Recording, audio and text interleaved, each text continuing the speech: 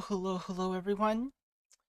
Welcome into another day where we play random games and demos.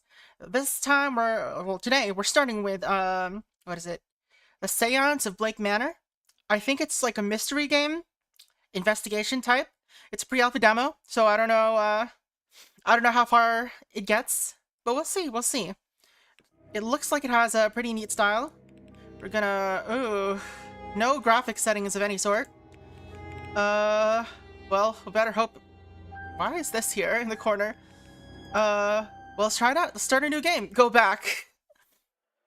Dublin, Ireland, 1897. Okay. Yeah, it looks like a comic book almost. Mr. Ward! Oh, voice acting.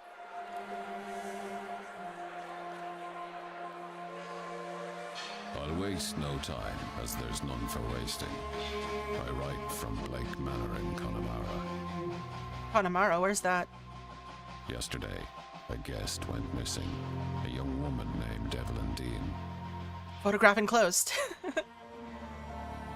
The owner and staff carry on as if nothing has happened. She has not left. Of that, I am sure. Oh. This envelope contains £200. It doesn't feel that heavy. Please, sir, accept this money and come quick, for I fear she's not long for this world. A further £300 will be paid out if you find her alive. I know the west of Ireland might well be the far side of the world for its distance from you, but there is no one else to turn to. Why does he look like Dracula? I hear you're an honorable man, a steadfast investigator, and perhaps Detective Dracula! godly. I pray I for play- her that this is true. I play a game where Dracula's a detective.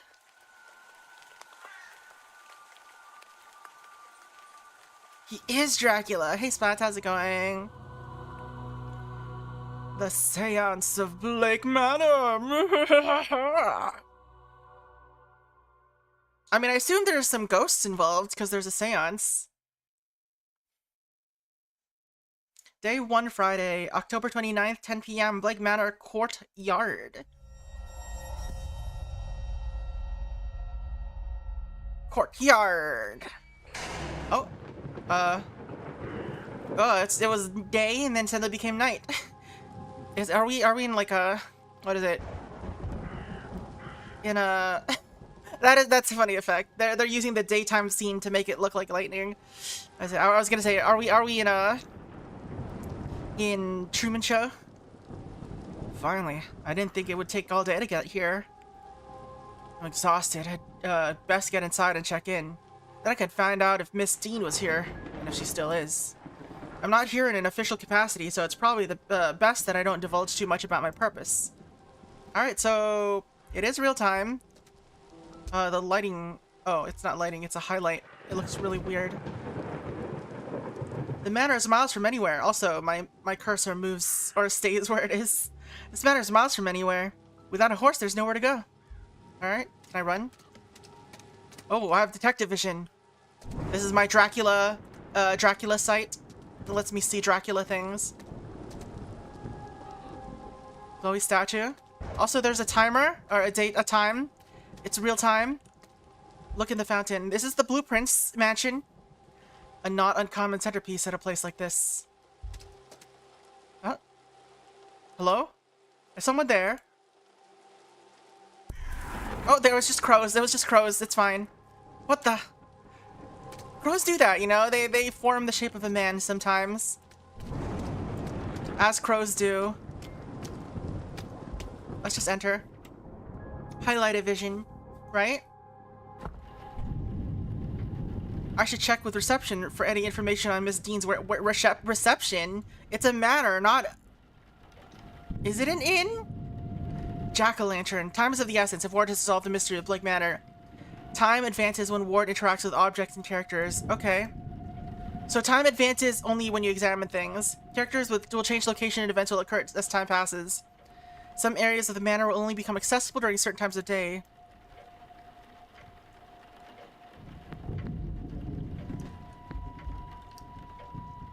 Turnips with carved faces and glowing embers placed inside horrifying things. talk. There's nobody around. I could ring the reception bell or spend a moment ticking the place first. Ward records his goals in progress in the mystery map. Press 1 to access this. You unlocked a mystery. Click through the icon to continue. Okay. Each mystery contains events or evidence and leads. Evidence? Old school jacks? Huh. Like with like actual turnips and not pumpkins? Evidence provides information for your investigation. Lead provide guidance and avenues of investigation. Clicking a connection reveals context for why two nodes are connected. Alright, I can drag this. The dragging is a little slow.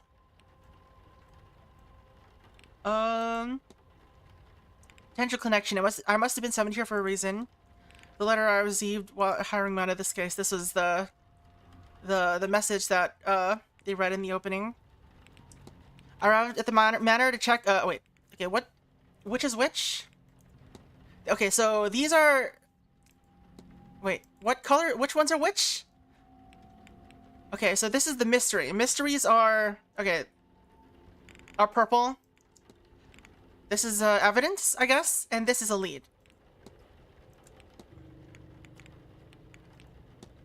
I should ring the bell so that I can speak to the manager and check in. Timetable. Okay, we don't have access to that yet.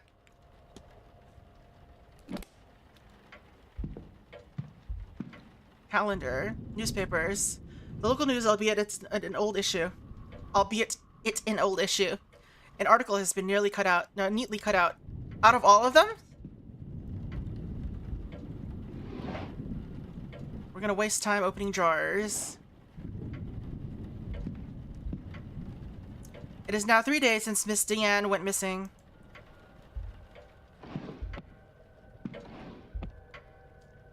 A listing of all guest activities planned for this event. Esatamento. Oh. Analysis mode. You can analyze people, documents, and certain items. Move the magnifying glass to hunt for observations. Okay.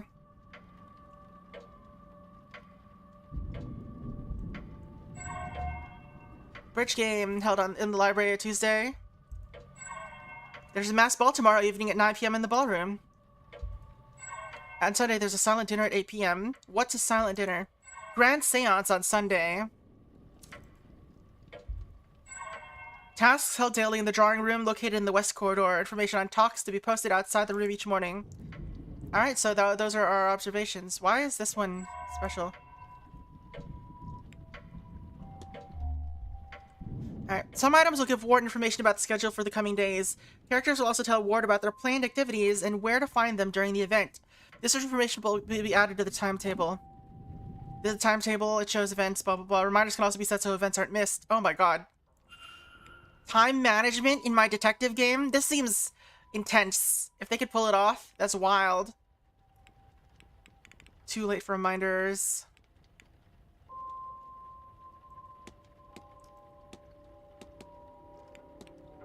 What is this? Set a reminder. Hedge maze. Alright.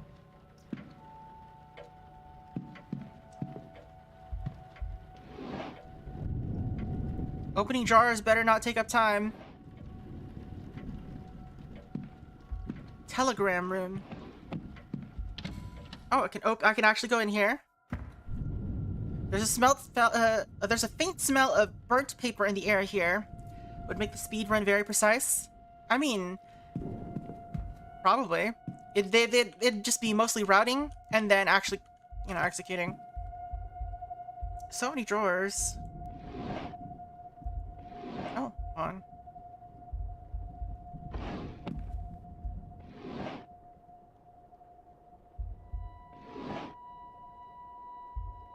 Ink and envelopes. Ink and envelopes, presumably for writing letters. Okay, that's quite an observation, sir. Hello. Empty envelopes for letters yet to be written. Hello, examine the bottom one. Paper stack. Spare paper with letterheads. Paper imprinted with the Blake family crest. Used to type up incoming messages for guests. Examination apparently is the most expensive thing. It's a minute. What was that?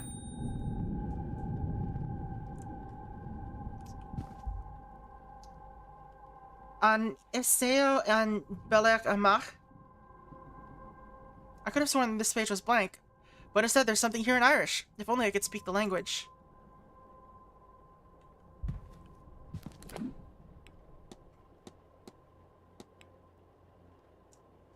Nothing yet. Was that not evidence enough? Voltaic pile battery. It seems someone is trying to follow these instructions. Well, what's the required output voltage? Telegram machine. Hey Rhyme, how's it going? Nani mo dete konai no?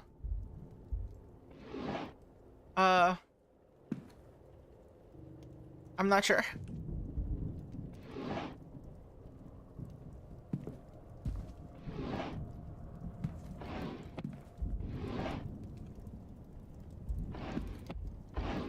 It's weird because I am bad at reading. I cannot read kanji, but understanding sentences without any kanji is also difficult because you can't tell what's supposed to be grammatical bit and what's supposed to be actual meaning. A copy of How the Other Half Lives. It seems to be a book of photojournalism from the Americas. Defenders of the national education system highlight that in 60 years since it was established, we've seen an increase in national literacy rates, resulting in an almost 86% literacy rate. However, literacy rate is apparently really low in here. However, detractors of the program point out the rise in these figures is heavily impacted by both the death toll of the famine and resultant mass immigration, both which affected the poorer parts of society more than the richer, more educated ones. Furthermore, census data indicates a high volume of citizens, especially women, who can read but not write, a distinction not accounted for in the previously mentioned figure of 86%. Let's see. もう一度に日本語の練習をし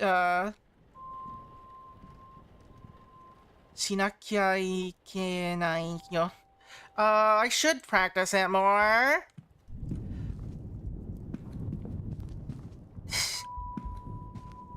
Time. There's just no time. Alright. Seems to be stationary, ink, paper for the machines, and so on.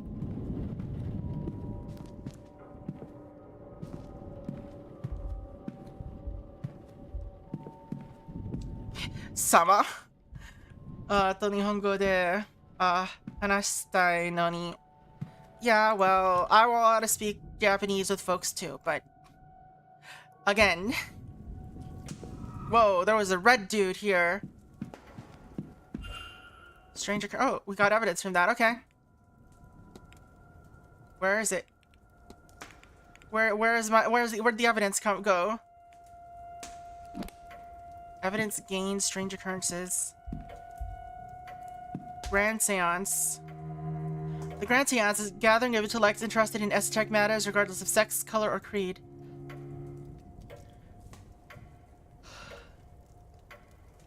Moikai. Did you typo there? Benyo? Benyo shite miyo. Yeah, I thought that was a typo. Betsu ni ii jan. No wobbling tables, systemones, or questionable planchettes here. See the spirits for yourself, and better yet, speak with it directly. What's going on here? So, yeah, that's what a seance is, Detective Ward! That cannot be possible. I've heard of seances before, but always the spirit speaks through a medium, a person or object. Surely all fraudulent and spiritually dubious. What have I stumbled into? Whatever it is, it's taking place in less than 48 hours. Yattemiyo. Evidence filed. Evidence gained. What? I don't understand the difference, and why is it not appearing on my Alright, it's 2 pieces of evidence found, it says, but... Huh? How do I see... Okay, whatever. Game probably expected me to check in or something already. Bing bing! Ore matteru ze. Yeah, you can wait. Yes? Hello, I'm Declan Ward. I telegrammed ahead. I see. We did not receive your message, Mr. Ward. Our telegram machine is broken. Regardless, I'm Vincent Varley, the manager here. We're quite full at present, but we can fit you in. I'll send word that a room should be prepared, and I'll show you to it as soon as is possible. It should be no later than midnight, certainly. But first, we require a guest to sign in, if you would. Whoa, big book.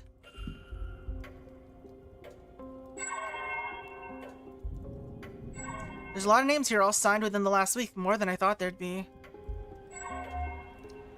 Evelyn Deanne. I thought her first name was Deanne, or I guess it's Dean then. Evelyn Dean. Alright, excluding myself and Miss Dean, there are 17 others currently staying at the hotel. Where's the last bit? 2 of these, Domhnall O'Finn and Lorcan Sinnott, signed in after Miss Dean reportedly went missing.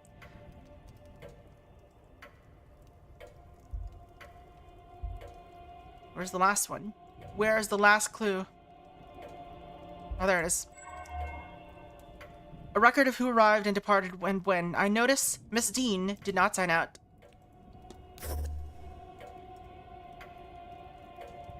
I see you're busy for somewhere so remote. Though it seems quiet around here. The Seance has brought a great many visitors, it's true. Though most have retired early to prepare for the festivities, it seems. Yes, the Seance. I noticed the Miss Dean's name signing in. Does that happen to be Evelyn Dean? It is, rather. It was. I'm afraid she's not staying with us any longer. Were you hoping to meet her? No, know her in passing. No, I met her at a previous gathering is all. Would have been nice to say hello again. She's left then? I'm afraid so. An urgent matter took her away a few nights ago. Can I help you with anything else? Ward can engage in conversation with characters by discussing evidence from his records. Certain responses will reveal new information, exposing more about the character and their mysteries. Discussing topics will consume time, select discuss evidence to ask Miss Riley about Miss Dean. Alright, discuss evidence, I guess. Navigate to the people category to ask about Miss Dean. Hold to proceed. Alright, so...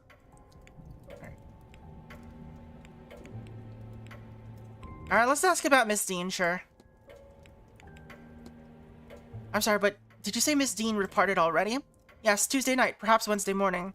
Her letter said she had to leave on short notice. Letter? In truth, she took her luggage and left in the middle of the night. In the morning, we found only a letter and her payment at the front desk. Alright. Oh. Analyze. What's analyze do? Hold on. Well, we'll do this first. No, wait, hold on. Analyze? Oh, analyze him. Hands on pocket watch. Keeps checking his pocket watch. He's either pressed for time, ruled by routine, or both. Unhappy. He looks profoundly displeased. Is it with me or something else? Cracking glasses. It must be difficult to see through. The damage must be recently, or surely he must have had them fixed. Alright, discuss evidence. Let's ask about strange occurrences. I've noticed some strange goings-on around the manor. Don't concern yourself. I suspect most occurrences are just a matter of exaggerated stories among the guests. Anything else? Well, it's an old house and no harm has ever come of its tricks. Alright,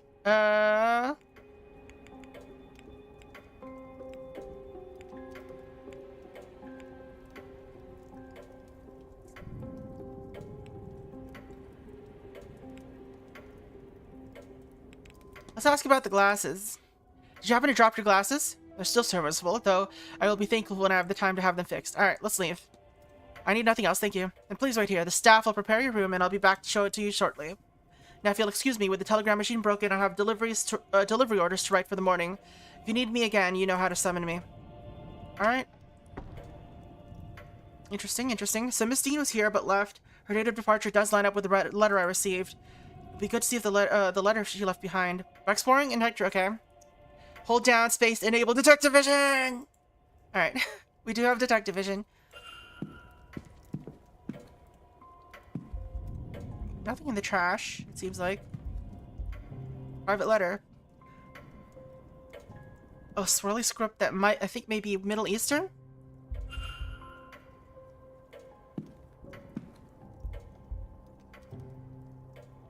Letter from Mr. Dupree. He is half-heartedly inquiring about a business. A photo of him outside the manor is included. His expression is frapped. A personal letter from Lan Fenjiao. It has no reference to the manor or planned event whatsoever. This must be part of the telegram machine that Mr. Varley was trying to get working. He seemed quite vexed at having to prepare the orders by hand as a result. Maybe if I can assist in its repair, he'll warm to me. There's a note underneath then. A note about some missing keys. I'll add the note to my journal so I can examine it later. Alright. Press 2 to access this. Okay. The records contains a category of all evidence. Alright.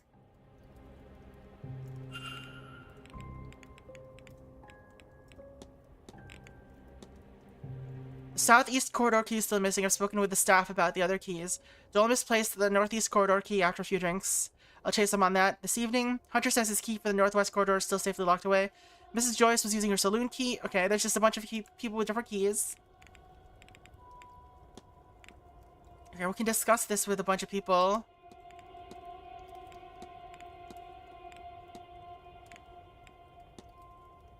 Alright, we can see an up-close look at that.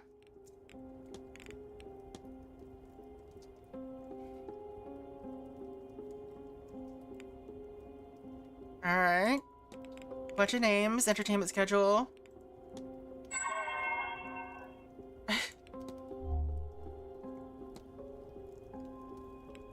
Bridge game.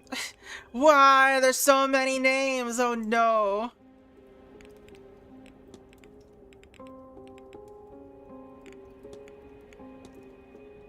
No observations on this. Alright, Ulster. Okay, yeah, this is I guess West Ireland.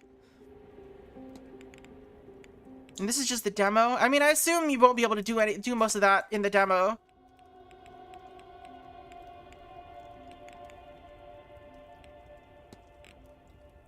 Miss Mantovani will be the conductor of the seance taking place on Sunday evening.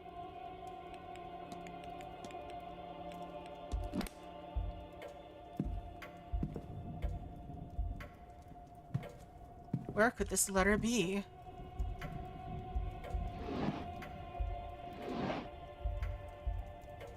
List of staffs rotate for the next few days. I should record their... Rota? I should record their movements in my journal in case it proves useful. Having looked around out here, I'm not sure Miss Dean's letter is still being kept in this reception area. Luckily the manager has it in his office. Alright.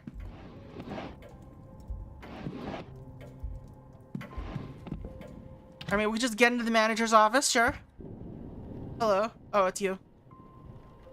So this area is for staff only. I would kindly ask you to leave this room. If you need assistance, you can ring the bell in the lobby. Alright. Let's see if we can repair the telegram machine somehow.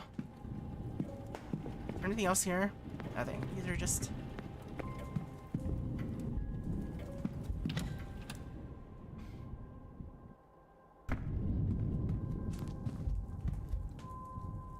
Hotel's primary means of communication with the outside world. Apparently the battery's dead. It requires 6 volts. I guess we need to find a battery somewhere? Where would we find a battery?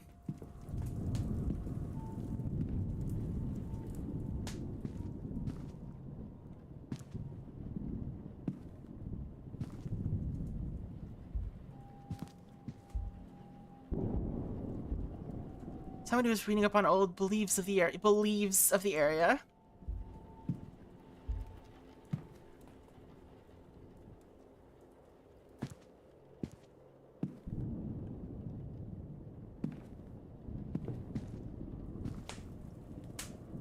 Where would a battery be?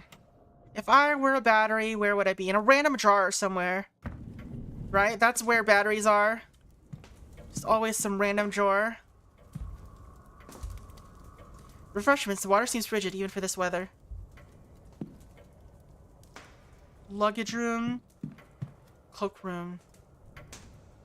Let's go to the cloak room. The workshop. Oh, we need to roll the workshop first, though. Salt bowl. Box of salt used to absorb moisture from the coats and books kept here.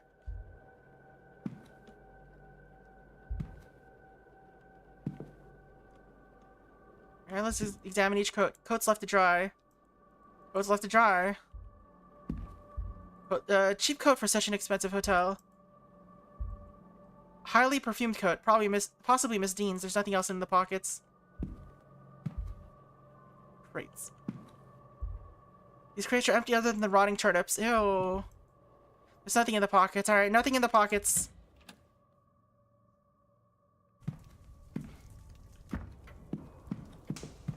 Luggage room it is.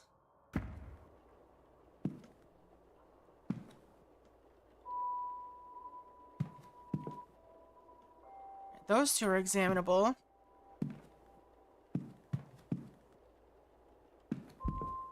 The empty luggage of the hotel's guests. The empty, okay. Just those two? Where's my luggage?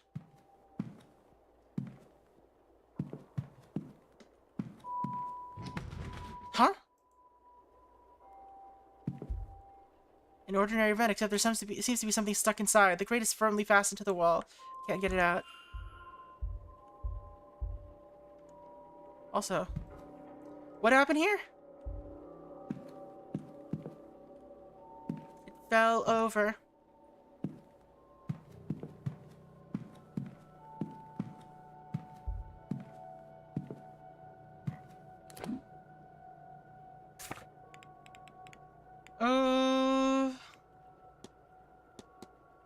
Alright, let's talk to him about my luggage.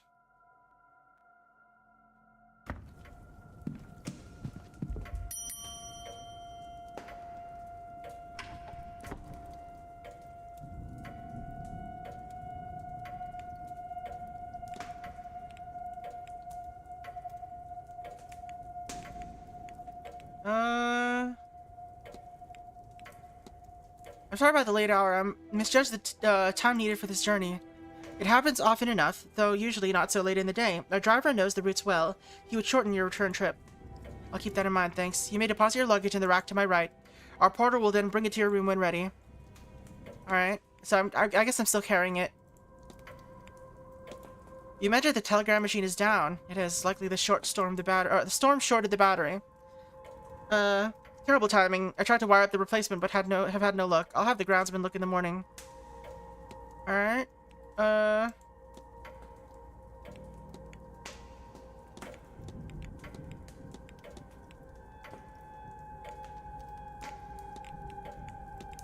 Alright, sir, you look rather perturbed. I'm perfectly fine. I simply have a lot on my mind. Running a hotel is no small feat. Of course.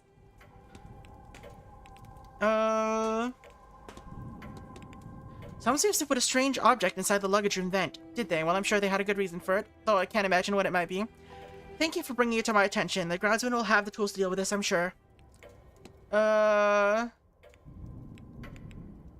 on a pocket watch. Are you very busy, sir? I noticed you're holding your pocket watch there. I am. There are quite a number of guests staying with us at the moment. There's a lot to see to.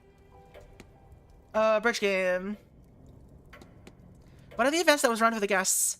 As Marquess Blake was overseeing it himself, I took the opportunity to meet with the maid to coordinate rotas for the following day.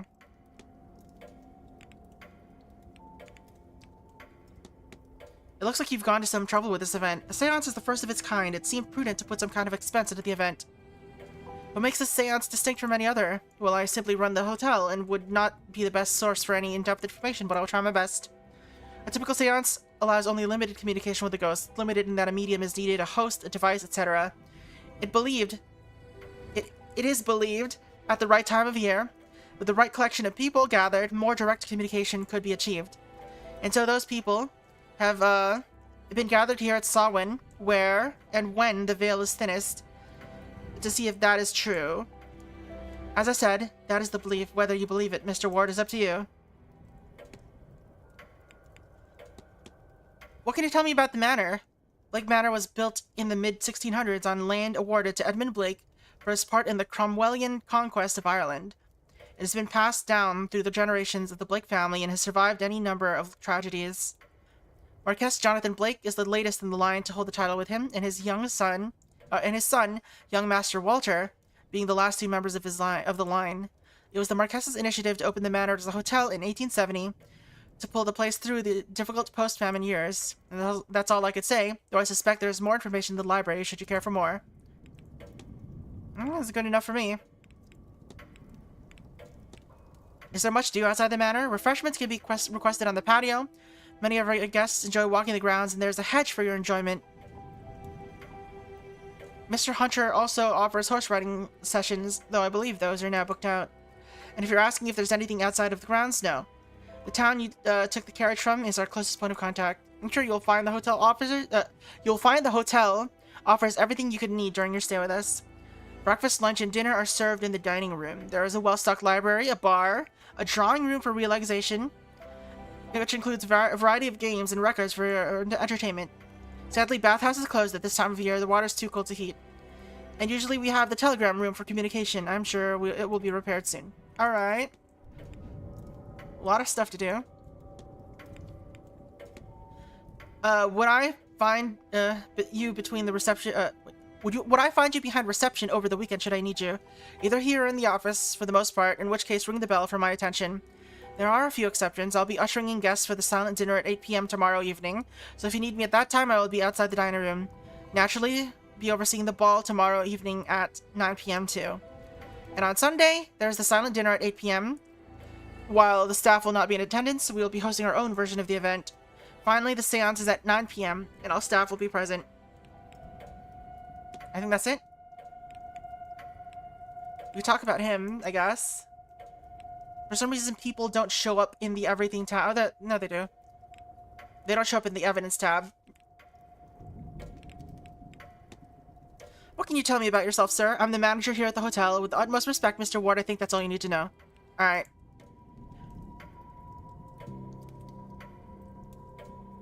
Cool.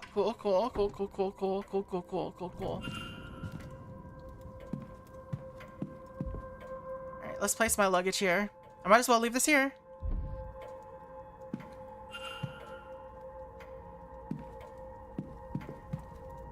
Alright.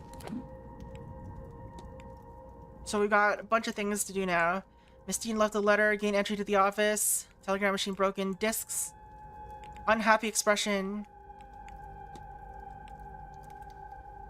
Alright.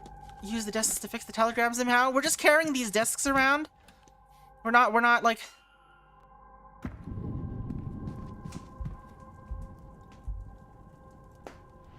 Alright.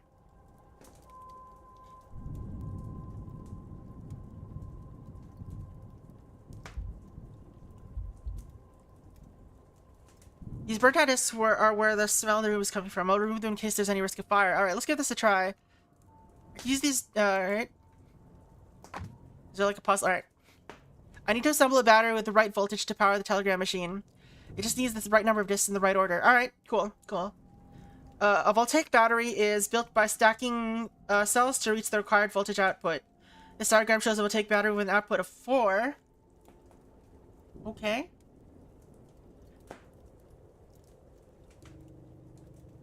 Alright, cool. That's it? That's the puzzle?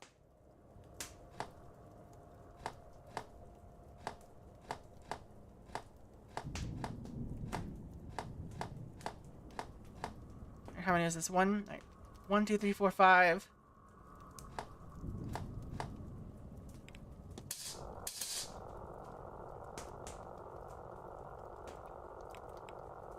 Just do it 6 times, that's it?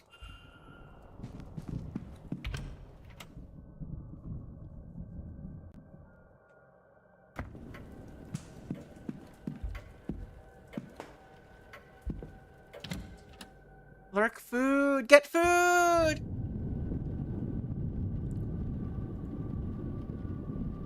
I don't need assistance. I just want to tell you that the telegram's working now. Fine, I'll ring you.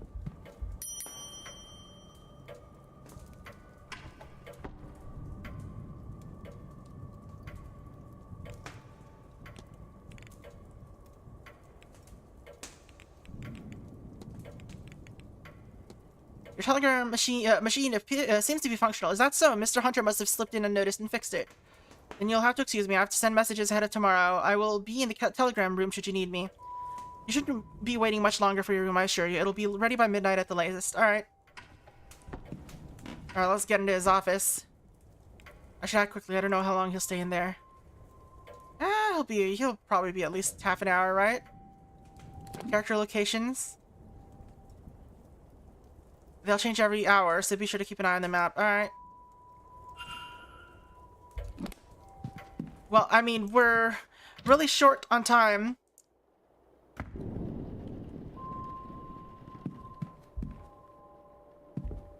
Alright, staff roster, entertainment schedule, room assignments, letters, stack of letters, newspapers.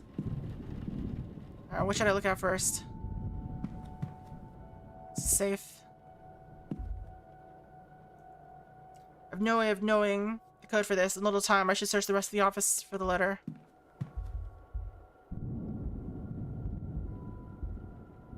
Response to Mr. Varley, who seems to have asked for a child, after a child on behalf of a young mother. The letter assures him the child is safe, but is otherwise not forthcoming. Mr. Varley's mid-draft orders. Alright.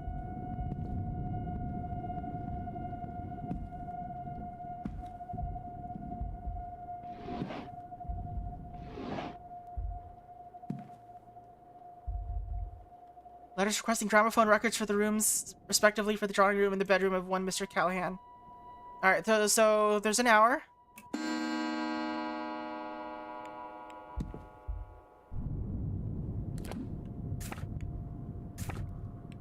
You're still in the telegram office, so it's fine.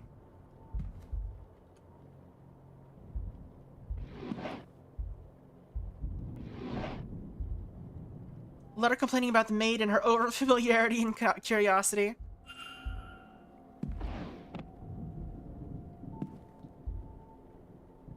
Various letters from guests making requests of the hotel and for the duration of their stay. Mail to be delivered into town. Nothing here except requests for supplies. Today's newspaper. There's a brief article on the gathering of strange guests in this manner. It has an unwelcoming tone. A record of who is in which room. Useful information to have. There's something under it. Ah, there it is. I think this... Yes, this is Miss Dean's departure letter. On his desk? Strange. He must have been examining it when I arrived. It's signed... I wonder, does this match her signature in the sign-in book? There's some differences.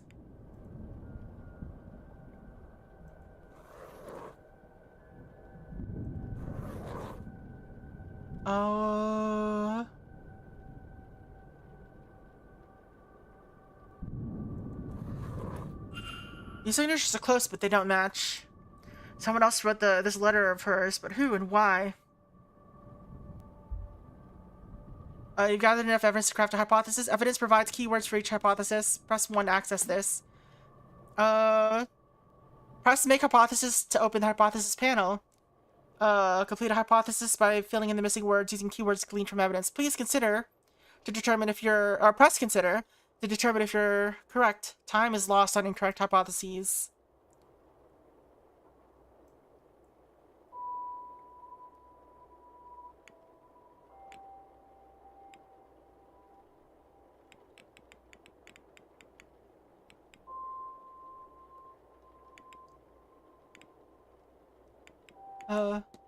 How do I do this?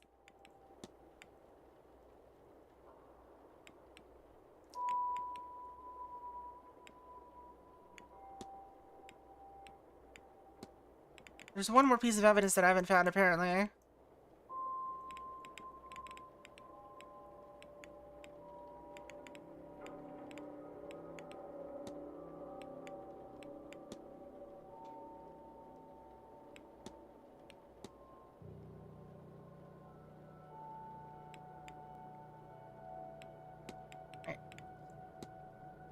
found a forged letter that...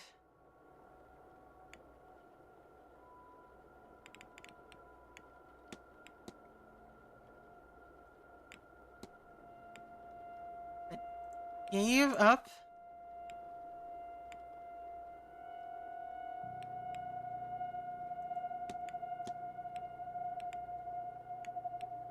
but who wrote it? Covered up. There. I found a forged letter that covered up Miss Dean's departure, but who wrote it?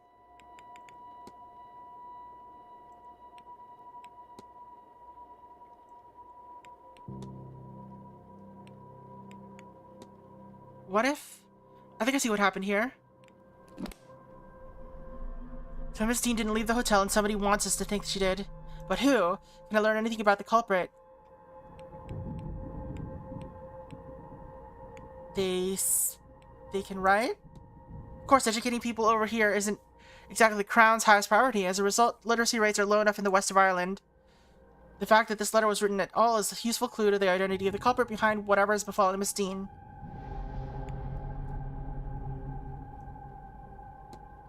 Alright, we solved that mystery. Completing the hypothesis is critical to advancing the mysteries and finding Miss Dean, as each successful hypothesis will reveal facts about the culprit. Information you know about the culprit will appear on the panel on the left. Use it as the story unfolds to eliminate suspects on this screen. For now, it's time to get some rest.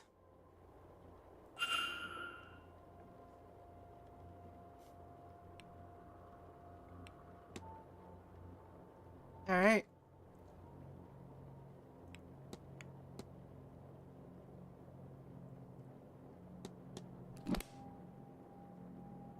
Mr. Ward? Mr. Ward, your room is ready.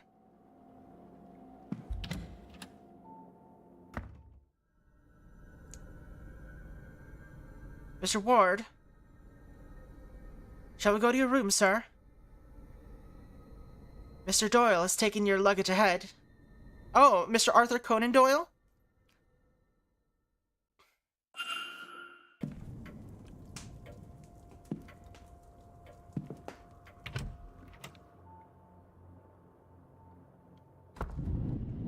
Mo, did you teleport?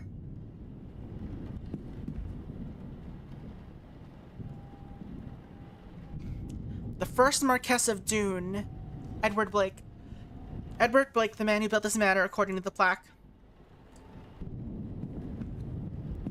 Looks like he's wearing, like, armor.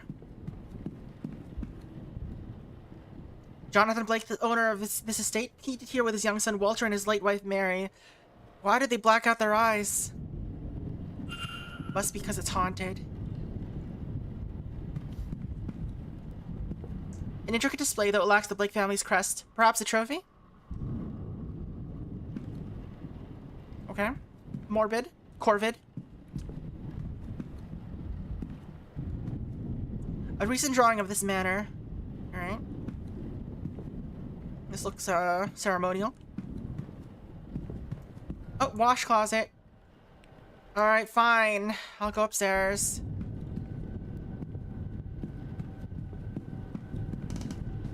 Creak. Hello. A portrait of a woman with dark hair. She's holding an ornate face that looks to be Egyptian. That's curious. The plaque reads, Lady Wilhelmina Blake. Alright. Wilhelmina Harker. This room's yours, sir. Number 4. Number 4. A map of the upper floor. This should be useful for placing guests, or which guest is located where. Rooms 7 through 12 has their own door. They have double doors here. Let's listen. Sounds like there's someone on the other side. More rooms. That's 1 through 3. Armor. Recently polished. A few unseen nooks are flecked with dust.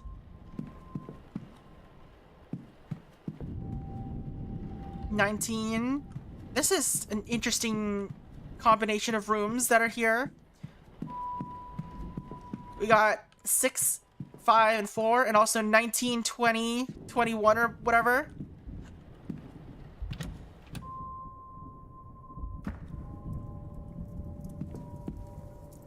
Is it my imagination or has this been opened? Certainly nothing seems missing or moved.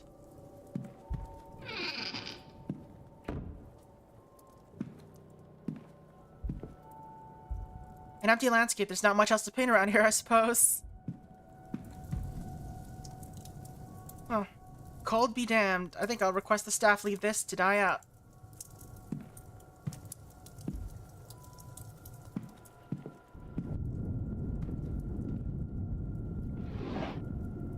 Oh, we don't need a cutscene to open this every time. Just have it open. A guide to local flora and fauna, though the locale in question seems to be in the north of England. I look and feel exhausted. Gramophone.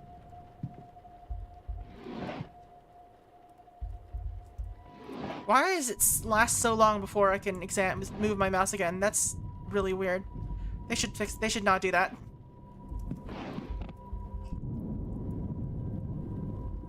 Only if you're crouched, though, it seems. When you're standing, it doesn't take that long. What the heck? Mounted fox, an intelligent and sly creature, though those traits do not seem to have helped it here. A fine gramophone, not the kind of thing I was expecting to find in my room. Stranger still, it does not come with any recordings. All I can see is darkness, blurred by the rain on my window. I can't even see the rain.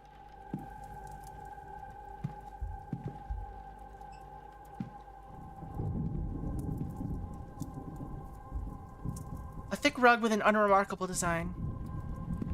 Why did the color change? Is it because I've already examined it? I guess so.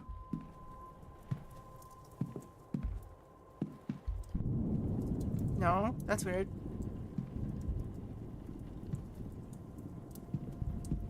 Why did it change color? Like, there you go. What?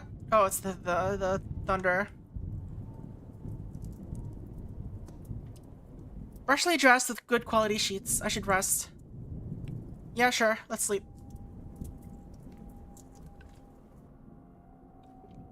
Not gonna lie, I don't know how long this demo is. It might be long.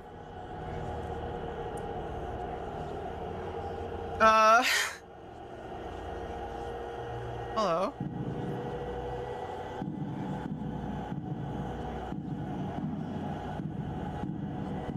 This is normal. The in-hotel entertainment is pretty remarkable. The en-suite entertainment, there you go, that's the word I'm looking for.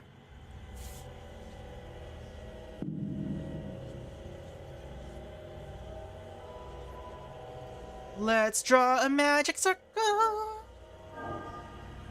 What is this? Castlevania, Dawn of Sorrow?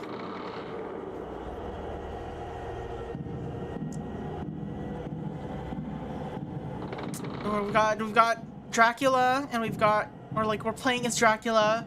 We're drawing seals. There's someone named Mina. Oh, is this a puzzle?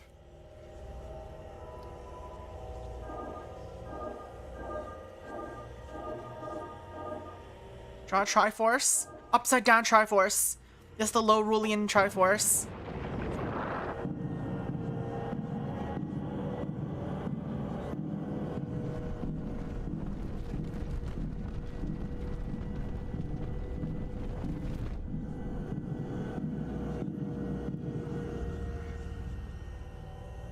Oh. Uh-oh, this is harder.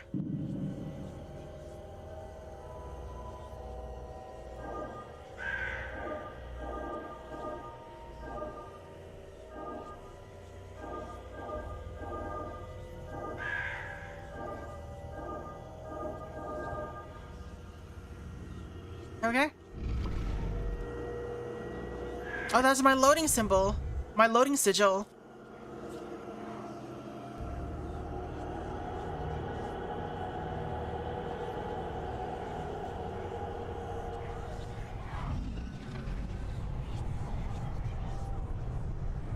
Is this how he becomes a vampire?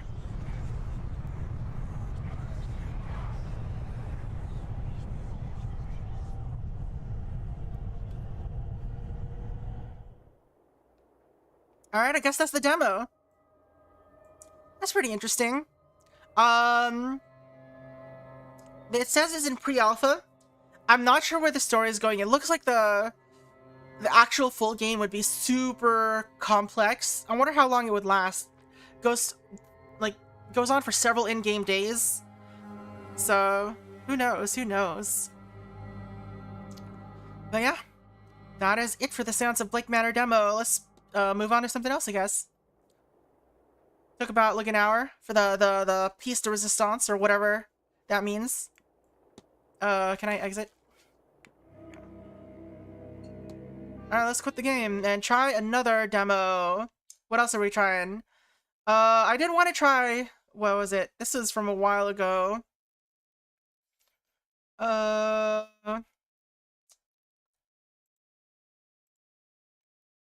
Causal effect. This is the one. I wanted to try this out. So let's move on to this, and I will change the stream title a little bit. Set title...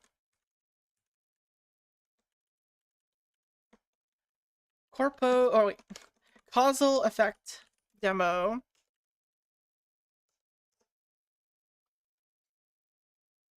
Alright. Causal effects. Language. I assume it's in English. Interesting. Menu screen. Prologue. Alright, let's see what this is. With hopes and his aspirations. It's a little loud. I started my college life, but before I could retire.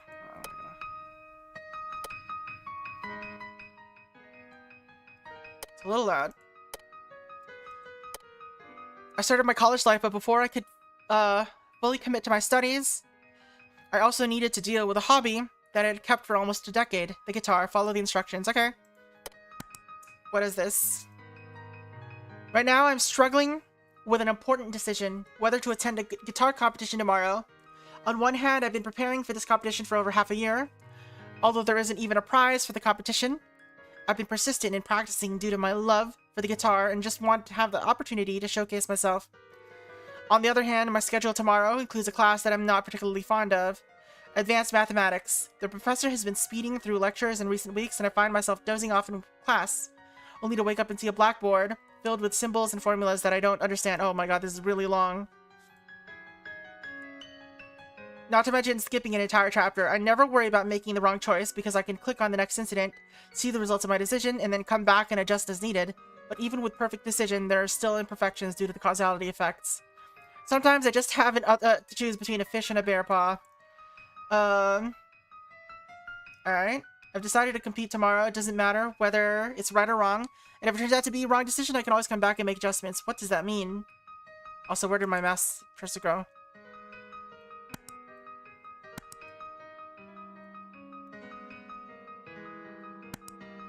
Alright. So I guess if we attend the competition... At the competition venue, the song I played won the praise of the audience. However, I received some bad news from my roommate that there was a process for the advanced mathematics class, and students who skipped class would have 2 points deducted from their final grade. I knew this was the result of my previous decision to participate in the competition, and usually I would record the causal relationships between incidents to facilitate adjustment in the future. Left-click the incident, October... Okay, so we do this, and then we do that to establish a connection. What about this? For many years, guitar has been my only hobby that I haven't given up, but the workload has become increasingly heavy since college, leaving me less and less free time to maintain the hobby. Besides competitions, I find myself, I often find time to practice guitar during my regular days. Well, for advanced mathematics, my goal is just to meet the minimum requirements. The outcome of such a goal is not yet clear to me. I need to consider related incidents together to reach a conclusion. By holding down control and selecting incident 16 and incident November, I can discover a new incident. Alright.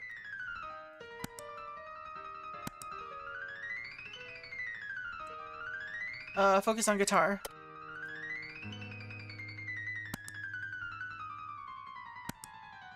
Wait.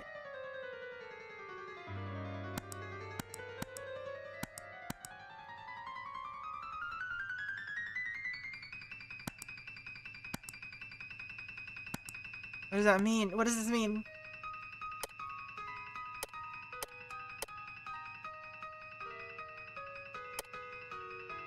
Okay.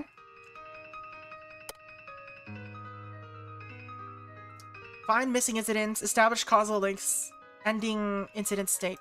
Alright. I attend class. I was lucky enough to cast a random check-in.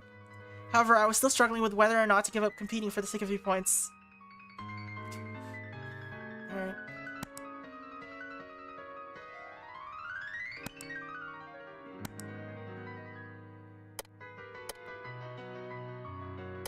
I don't know what this does.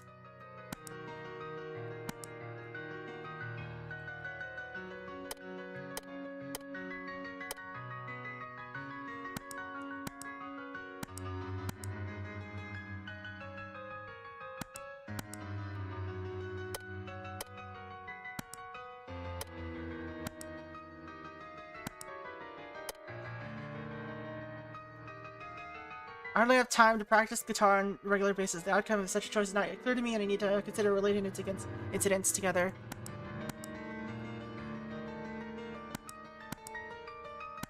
What does this... I don't really understand what it wants me to do. Left click?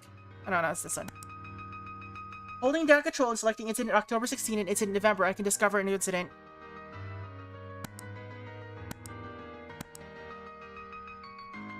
It's not working.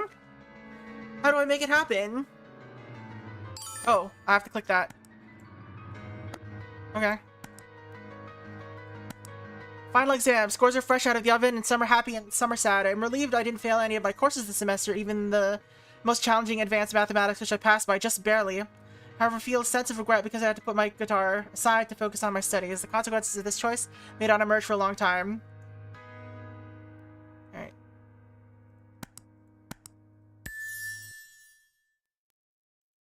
Alright, so what if I focus on guitar? I belong to the small... my score advanced? Okay, it's disastrous. Okay, alright, so let's focus on study. But what if I... do the guitar competition anyway? Alright.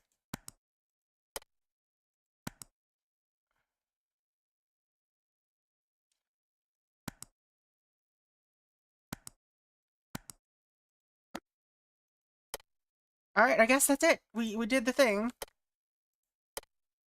Alright, and so we just have to do that every time, for these two things. Morning classes are one of the two natural enemies of the contemporary college students. In just one semester's time, students' attitudes towards morning classes have taken a sharp turn from actively waking up early for classes to procrastinating as much as possible and to giving up waking up and missing classes. The reasons for which are still unclear. My attitude hasn't translated into active absenteeism, but waking up in the early morning isn't easy. The simple desire to be a good student drives me to try not to be late for me. For me, getting up early on time for class depends on a number of factors. Alright. So... Actually, okay. No.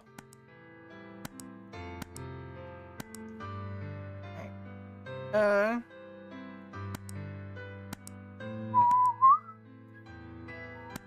Alright, we've got some Canon and Z playing. My phone provides a wealth of alarm options, nature sounds, and light and music I can understand. Is this the previous night? Or the day after? I don't know.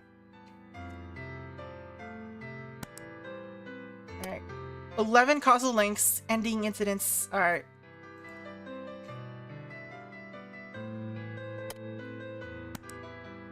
Alright, let's organize this a little bit.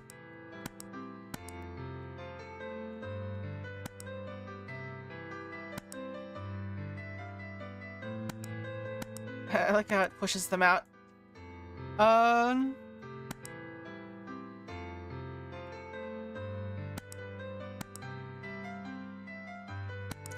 Lights out 1, lights out 2, get up 3. Alright, eventually it just does this. 4, 5, 6, 7. Alright.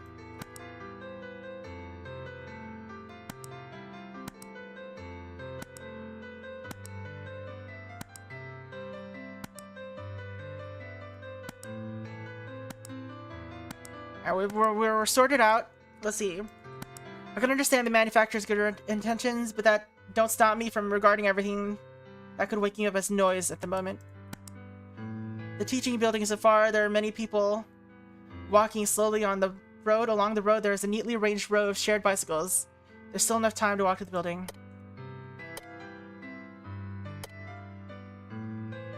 Why did that change? Bikes and bicycles.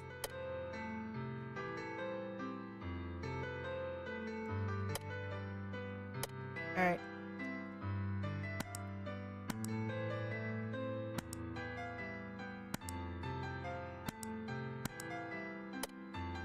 I was late and the hallways of the teaching building are empty, while the classroom was full of people. I lowered my head and entered the classroom, walking, awkwardly circling around before giving up and leaving because I couldn't find a seat. Alright, so these are linked. Are they not?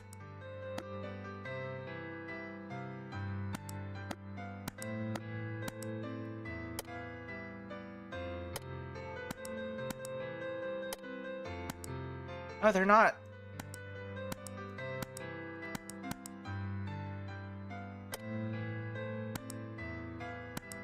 Dining at the cafeteria was like fighting through a C people advanced mathematics. It'd be better to finish my homework early, otherwise I don't understand the new concepts from last class. Play a video game.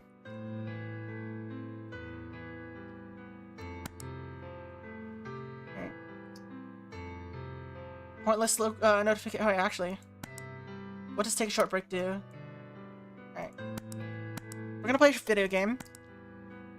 Alright, it's time to go to bed again. A magical moment that can be both loved and hated, despite feeling tired during the day and wanting to bury my head under the covers. All fatigue magically disappears and my mind becomes active again. Pointless notification on my phone, low quality videos full of nonsense. Alright. It's time to decide. Tomorrow morning there will be an advanced mathematics class. Swipe the phone.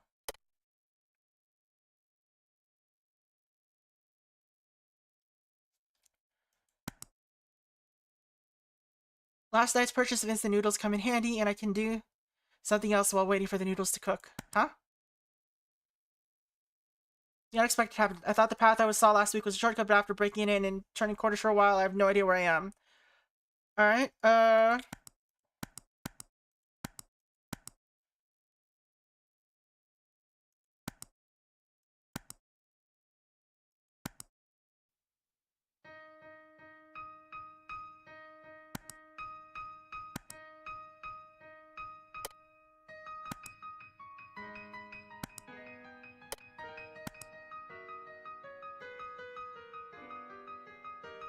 this seems different than it was earlier.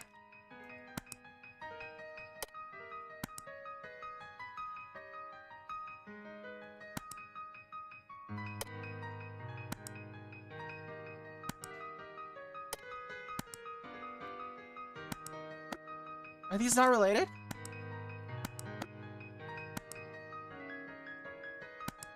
Why does this one change the...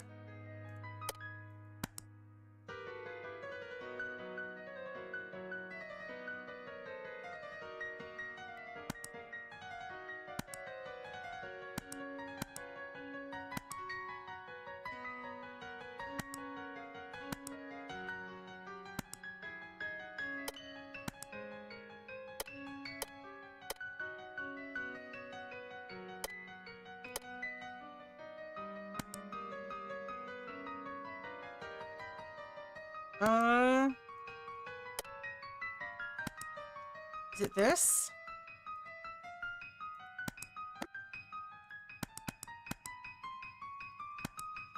I don't really get it. I don't really get what's going on here in this game. Alright, follow the crowd.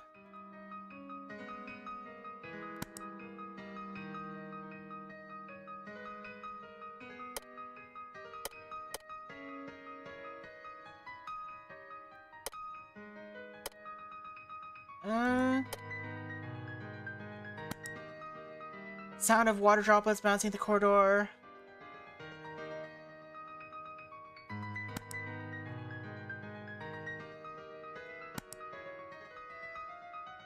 I filled my stomach and I'm prepared to go from one bed to another. What?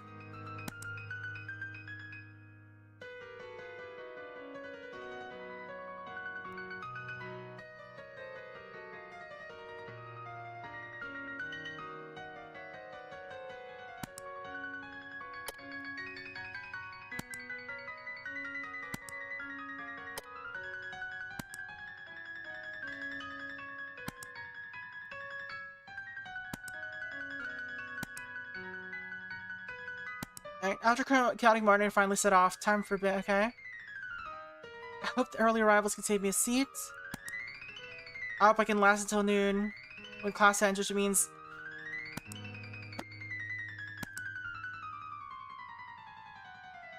I need to get to the teaching building quickly. Following the crowd was definitely not a good idea.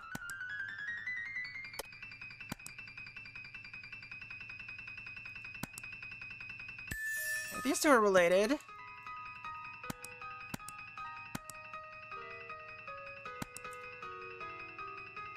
I hope it can last until noon when class ends, which means I need to reduce the amount of time I spend using my phone during class.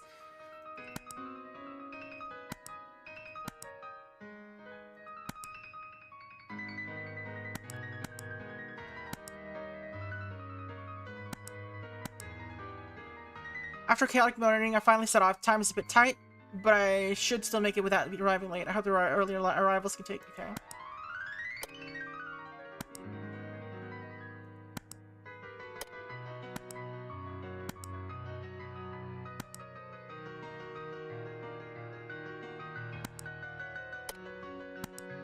I smoothed the ravine. It didn't take long. Now I'm almost at the teaching building.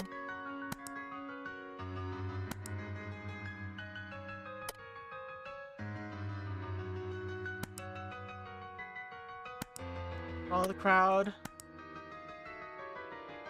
Eh?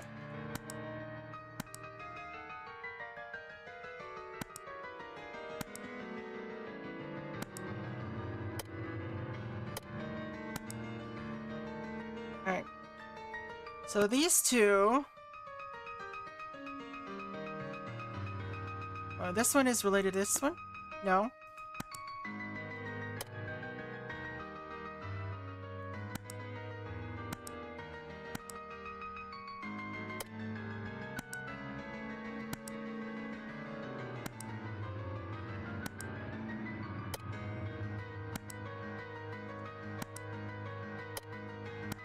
Alright, so these two are related.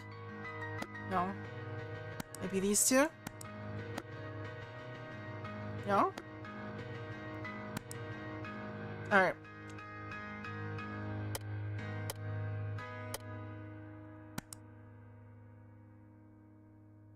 Phone ran out of battery.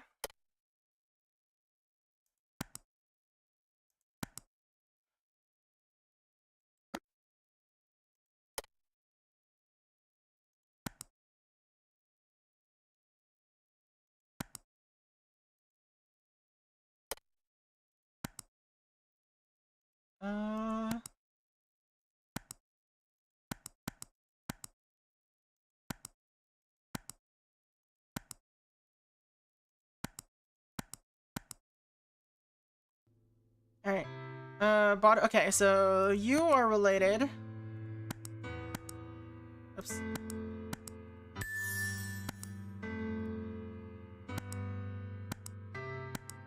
Alright, so these numbers actually don't mean anything. Okay, good to know, good to know.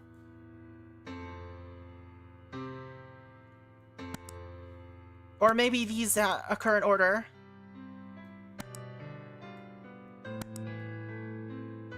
Alright.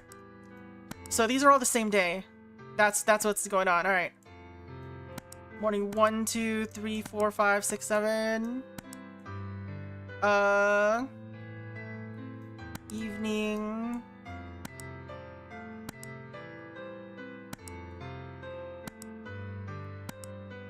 Lights out.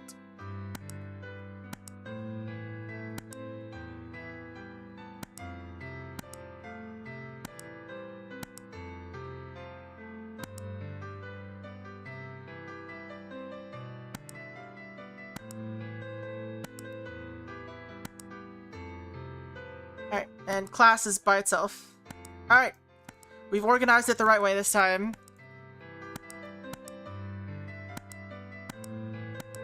Alright.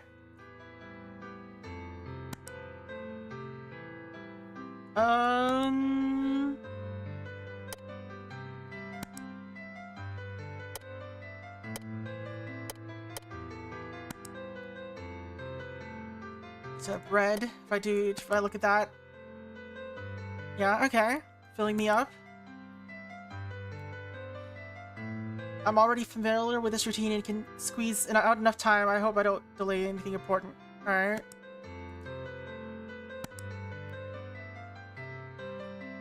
And the bad news is that my phone was dead. I was deeply reliant on my phone, even if there were no new messages. Alright.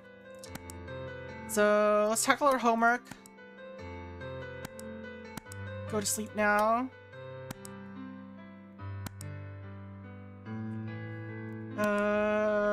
Ask for directions. When I first entered school, alright, so... Are you linked? No.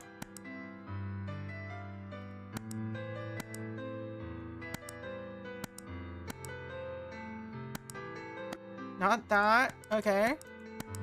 Any other phone-related ones?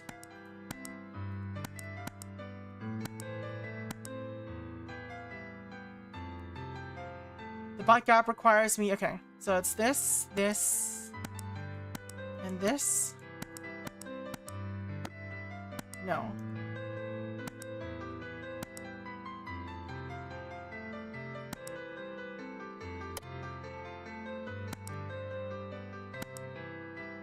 When I first entered school, I didn't love the back row. Alright. Could calmly sleep for a while. The front row should be left for those, okay?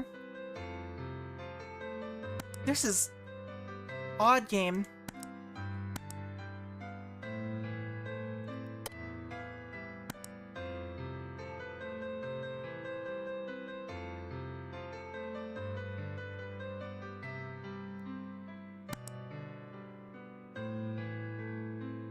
I've filled my stomach and I'm prepared to go from one bed to another.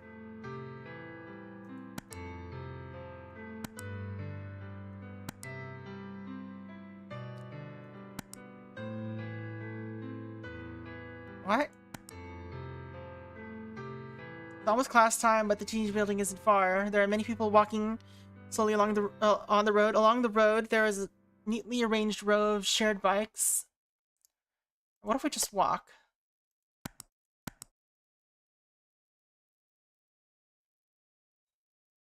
Alright, we can walk. Alright, phone is dead.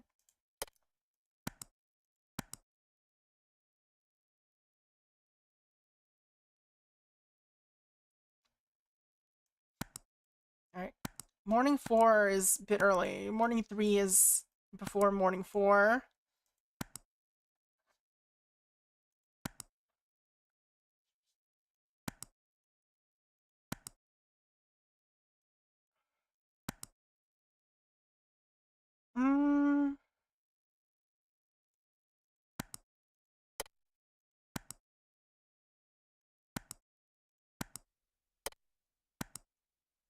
Following the crowd is definitely not a good idea. And I got lost. These people are not going to class, but to a strange place to participate in a strange activity, perhaps a student club event.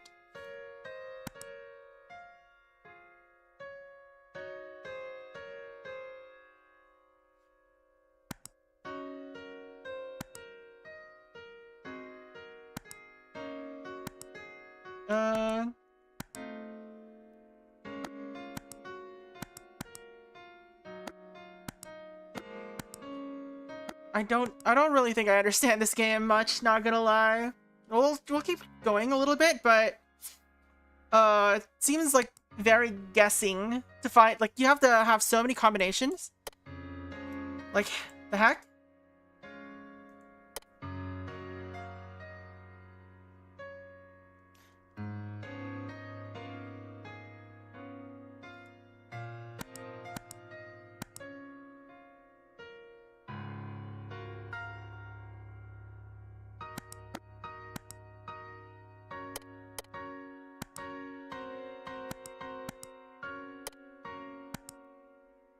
This is probably the earliest time I've gone to sleep or bed recently. I'm not sleepy right now, but based on experience, this is just an illusion.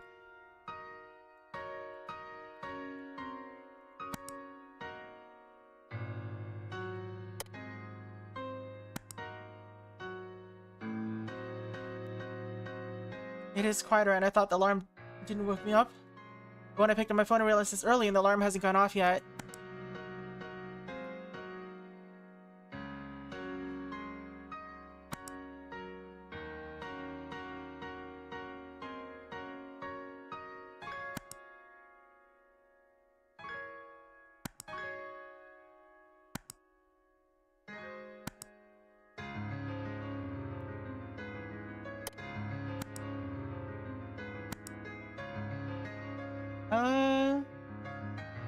It would be perfect if a ghost appeared at this moment. Not only would I not have to go to class tomorrow, but I could also have to move to the school hotel. What's that all about? Alright. There's these two are connected.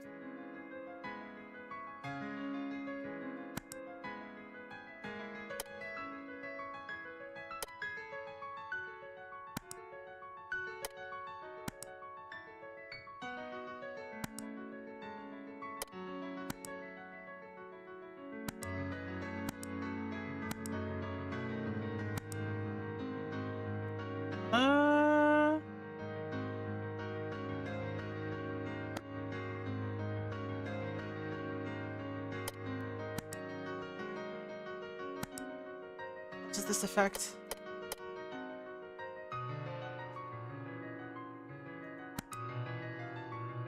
Maybe the tiredness of exercise, maybe the peacefulness of my mental state before bed. Sleep quality is great.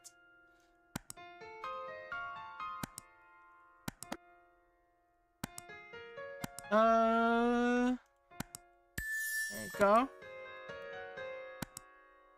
We're creating a web of lies. Thought I heard the alarm sounding and that it was quiet down for a while. After several repetitions, I wake up and realize it was not a dream.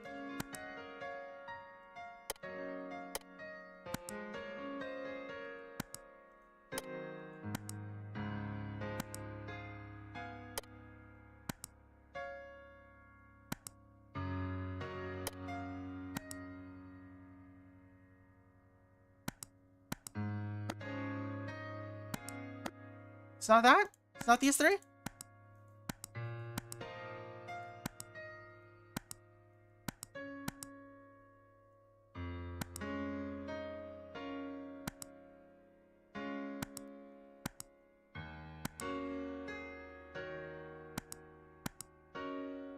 You sure?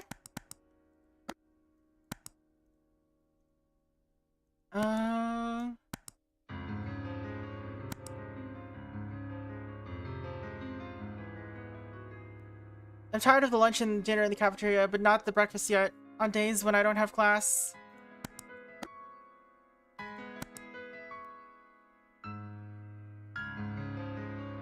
Alright.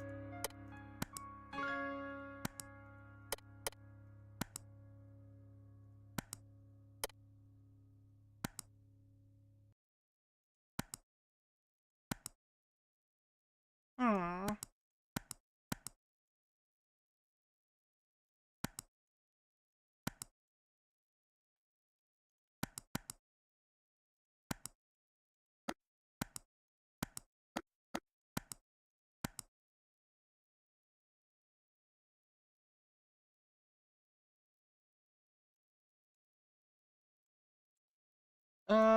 Seems like they showed up late this time? I don't know.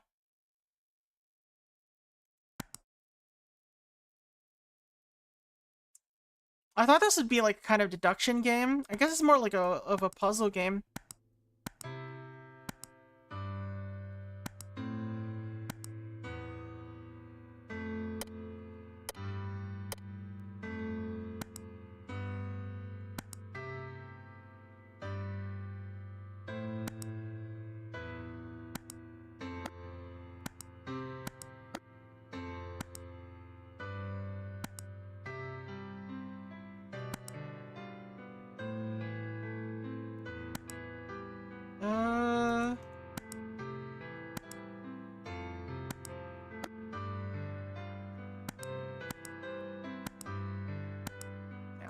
I think we're gonna stop this for now. I don't know what I'm doing here, fam.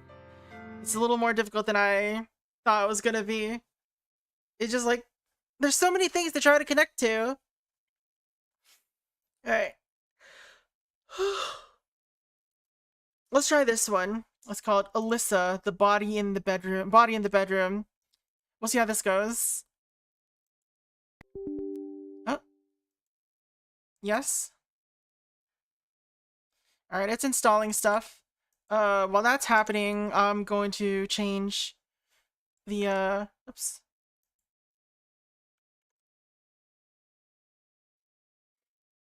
I'm going to change the title. Set title.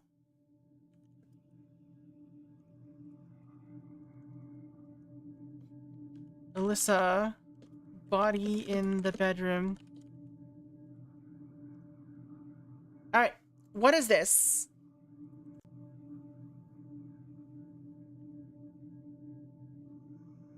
Archive function in this trial version will not be inherited to the official version. I wonder what that means. Alright.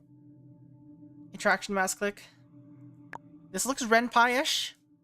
We'll see how this goes. Wesvin King has dodged reviewing my manuscript for weeks. Always too busy.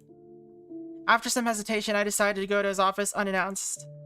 Inside, he kept his head buried in another pile of manuscripts, never once looking up. I place my manuscript quietly at the edge of his desk and stand waiting. Time drags on until he finally picks up my work and begins reading.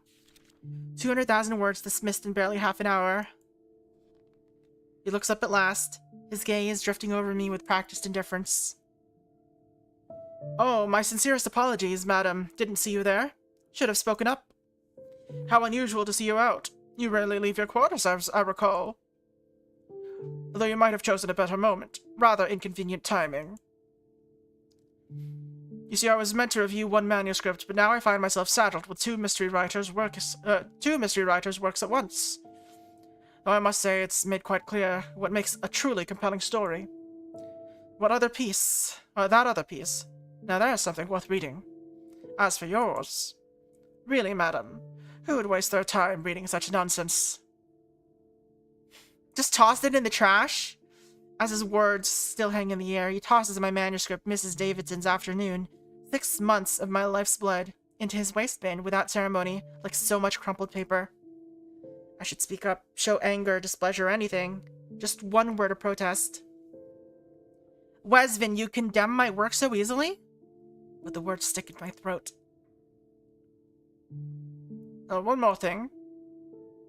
My assistant brought this letter. From a reader of yours, it seems. Well, well, the illustrious Mel Gideon, too timid to open a reader's letter.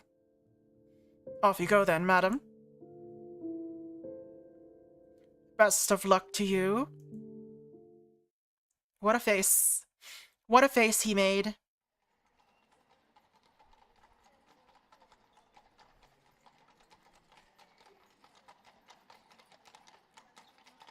I'd braced myself for Westvin's rejection, but seeing my manuscript in the waste bin still hits me like a physical blow. This defeat stings worse than any before. His reputation in literary circles stands unassailable. Even I, with all my bitterness, can't deny that. Each time he delivers one of his cutting remarks, that treacherous voice in my mind whispers, "He's right." And my indignation simply fades away. After that dreadful meeting, I've dropped that letter carelessly on the sideboard. These days I sustain myself by publishing short detective stories in newspaper corners, mere crumbs from the literary table. A reader's letter? How unexpected. Well then, let's see who would waste their ink on a failed novelist like myself.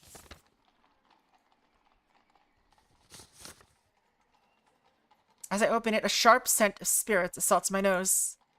If I'm not mistaken, it's the scent of Vosges wine. The distinct, sharp scent of fermented bosa flowers is almost etched into my memory. Vosges wine comes only from Croatia, my homeland. In Saran, one finds it only in select dance halls and wine merchants. Could they be selling it in Lenivia? A case for the police detective, or detective, surely, yet they write to me. Alright, let's see. Dear Ms. Gideon, I apologize for writing to you so suddenly, having frequently read your mystery stories in the newspaper. I hesitated for quite some time before deciding to write. Recently, a member of my family has been behaving strangely, constantly locking themselves in their room. Not only that, I found evidence, weird hyphenation there, that someone has been searching through my quarters. I worry something unfortunate may have occurred. In short, I very much hope you might investigate this matter, if you're willing. Please come to the Rotting Cafe at 118 Lenivia Street at 2 o'clock in the afternoon on February 12th. I shall explain everything in detail then. M. Moriarty? More likely some prank at my expense. After all, I'm hardly known. Still, it piques my interest in a way I cannot ignore. The meeting is today. I might as well investigate. Could yield some writing material. If it's a prank, it's at least an excuse for an outing. Grab my bag. The same case that came with me to Saran, marked by years of wandering and the traces of my long travels. Even I've forgotten what's inside. It's locked with a password. Grab my hat. This hat will do. Grab a coat. Nothing but black and gray, with an air of forced prosperity. A ceramic basin for daily washing. Notebook updates. Alright, Mel Gideon. Age 26 female, a mystery novelist who serializes stories in the newspaper. Alright. Papers covered the desk, each sheet filled with cramped writing. I spend most of my time in this corner. At times I get so absorbed that I lose track of time, only leaving the desk when exhaustion finally drives me to bed. This is my sister Gina's childhood portrait, one I have carefully treasured over the years. Mother and father had commissioned it for her 6th birthday. I've been playing that day and lost track of time. By the time I rushed home, the artist had already gone. Oh, Mel, you should have seen his palette. It was filled with the most wonderful colors. Gina must have been telling the truth. Only such vibrant pigments could have created a portrait that glows with such life after all these years. I wonder why she has it. When I arrived in Saran, I viewed many rooms. I chose this one for the bookshelf, though the rent claims 3/4 of my income. Yet gazing at these volumes, I dare hope one day my own book might find its place among them. That is a lot of shelves. What is this? Oh, it's the log. Inventory updated. It's the letter. A comfortable spot for reading and occasional naps. My insomnia worsens with each passing night. Alright, let's go. Today's paper, but I've no time to read it now. My mysterious fellow lodger's abandoned meal nest sports a coating of white mold. Ew. They really leave things in such state. I should speak up if this continues. A thin layer of dust covers the small sofa. No one has settled here for some time. Huh? Nothing is happening. Alright, this is that right door is my room.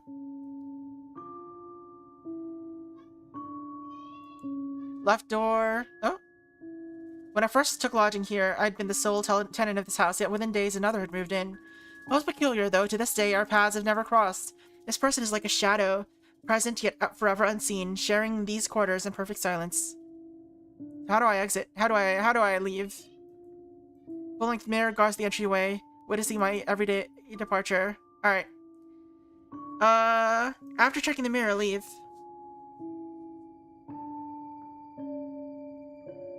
Evidence of my last misadventure, canary droppings from crouching in the shrubbery. My life as a struggling novelist seems to alternate between such moments of fortune and receiving peculiar letters. What a remarkably rich existence I lead. Perhaps there's something disarmingly approachable about my countenance. The elderly ladies of the neighborhood seem drawn to conversation and once familiar. Their requests take the most peculiar turns. Mrs. Mel, you're that writer, aren't you? Do be a dear and help me locate my bird. I'll ensure you're properly compensated. The newspaper pays mere pennies for my stories, yet these strange commissions come with surprising generosity. Though I wonder, is their kindness merely pity in disguise? I see it in their eyes when they look at me, sympathy mingled with distaste for the odd woman who writes of dismembered corpses. But truth be told, I am indeed a failed dreamer. What if this letter is merely someone's jest? I cannot deny the burning curiosity within me. But is that truly all there is to it? Perhaps I am secretly hoping it might lead to something more?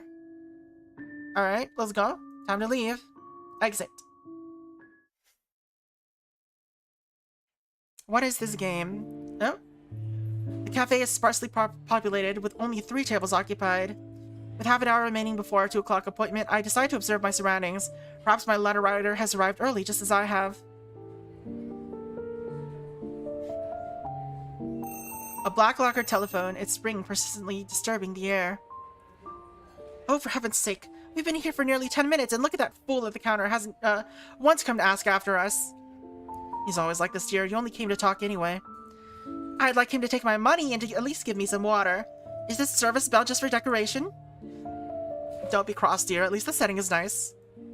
Let's go. I've had quite enough. I can't fathom how this place stays in business. As they say, having a hard-working, honest father uses up all one's luck in life. Look at him. Surely spent another night at the card tables. How do you know so much about that? Don't tell me you visit such places. Okay. An 87-year-old man in the hospital declared dead, his son preparing the funeral. And the old man returns home perfectly fine and his son dies of shock? Heavens, if I use that as writing material, I might as well hang myself. Oh, God. Is that one of your stories, Mel? A simple wooden cabinet. Its upper and lower shelves filled with books. Behind the glass counter, an array of cakes sits on display. They look rather appealing, though I haven't the money to spare. Excuse me, has anyone been asking for Mel Gideon? The waiter lifts his heavy lids to look at me weary-eyed, offering no response. His answer is clear enough. I notice the telephone rings continuously beside him, yet he shows no sign of answering. He ignores both the telephone and customers trying to order.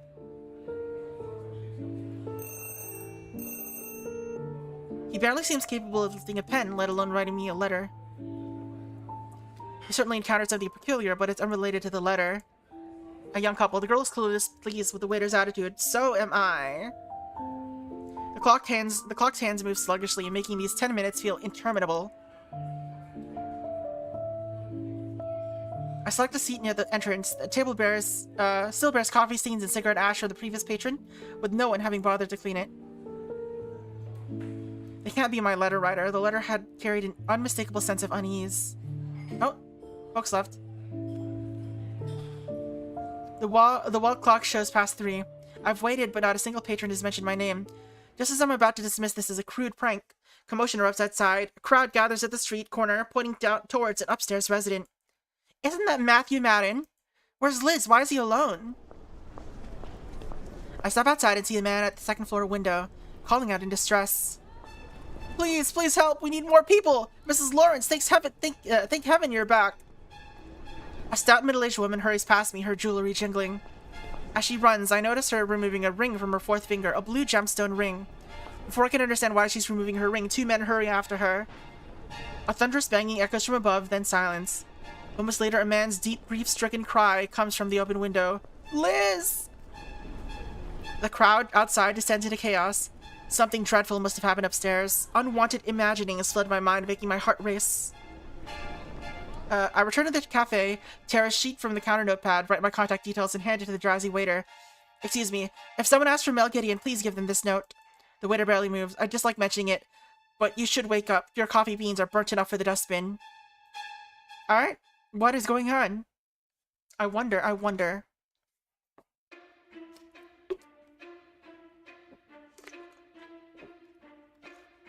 Reality only truly sinks in as I stand in Matthew Madden's home. This is my first encounter with death. This body bears no grotesque expression, just an unsettling pallor as it lies rigid on the floor. Under the collective gaze of the room, it silently churns my stomach. In this moment, all my previous pretensions about murder, mysteries, serial killers, dismemberments seem utterly laughable. Death, I realize, is brutally simple, almost absurdly so.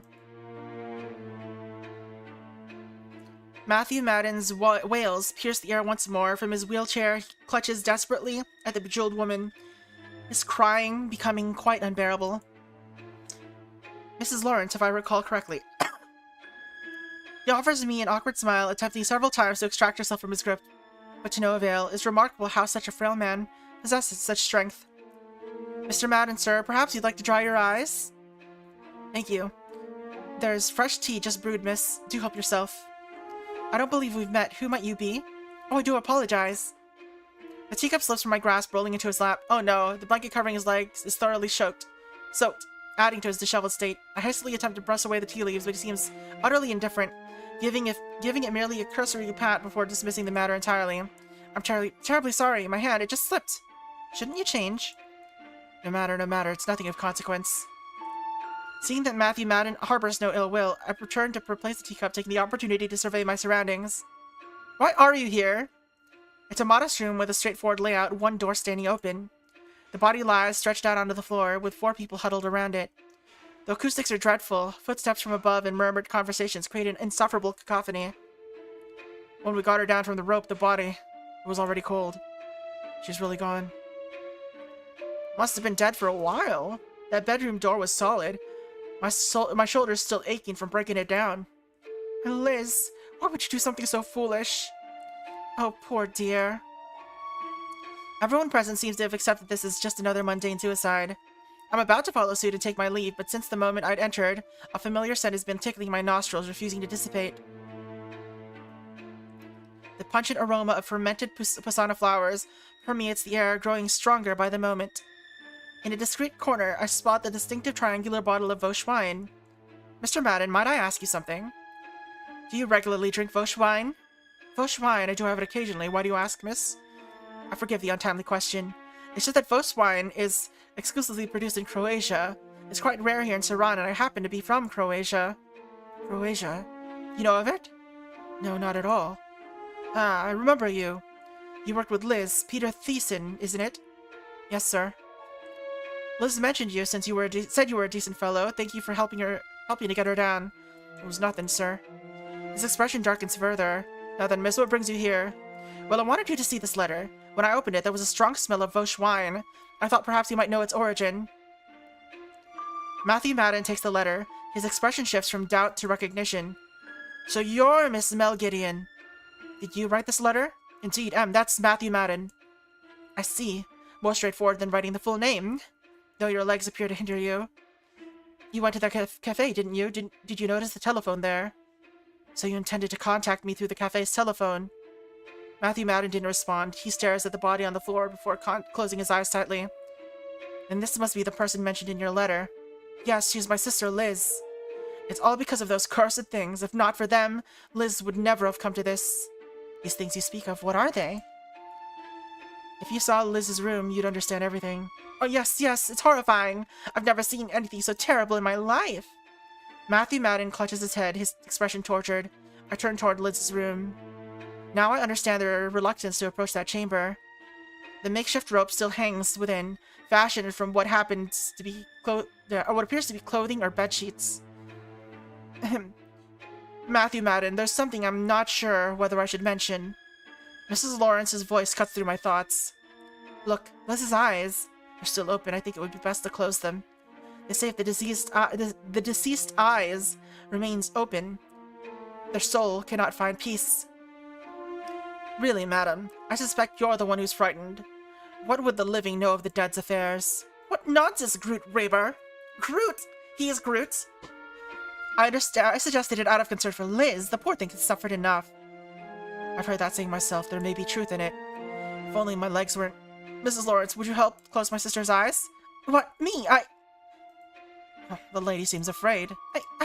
Oh my, I've never touched a dead person. This was your suggestion, madam. Don't look at me. I've no belief in such superstitions. I can't help. How cold-hearted, Groot Raber. Have you no sympathy at all? Oh? Never mind any of you, I'll do it myself. I can help. We speak almost simultaneously. Peter Thiessen gives me a startled glance, then looks away, falling silent. His behavior strikes me as odd. Something about him seems strange. I'll do it. Thank you, that would be most kind. Whoop. I drape my handkerchief over my left hand and gently straighten her tilted head to meet my gaze. Ooh. Corpse bride. Whoop. Donk. Oh, I have to drag things. Okay. She looks young, around 23. Moments ago, I felt ill at my first sight of a corpse. Now I'm examining one at such close proximity. Quite incredible. But why would this poor girl take her own life? Perhaps the body itself might yield some answers. Oh, okay, we're searching your body now. It's fine. Dark post-mortem lividity at the ankle suggests death occurred last night.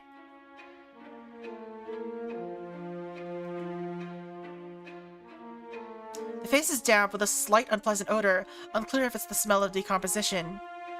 Would that be too soon? The ligature mark on the front of the neck angles upwards. Below it on the side, there's a subtle bruise. Additionally, the back of the neck shows a ring of faint purple bruising connected to these marks. She was strangled?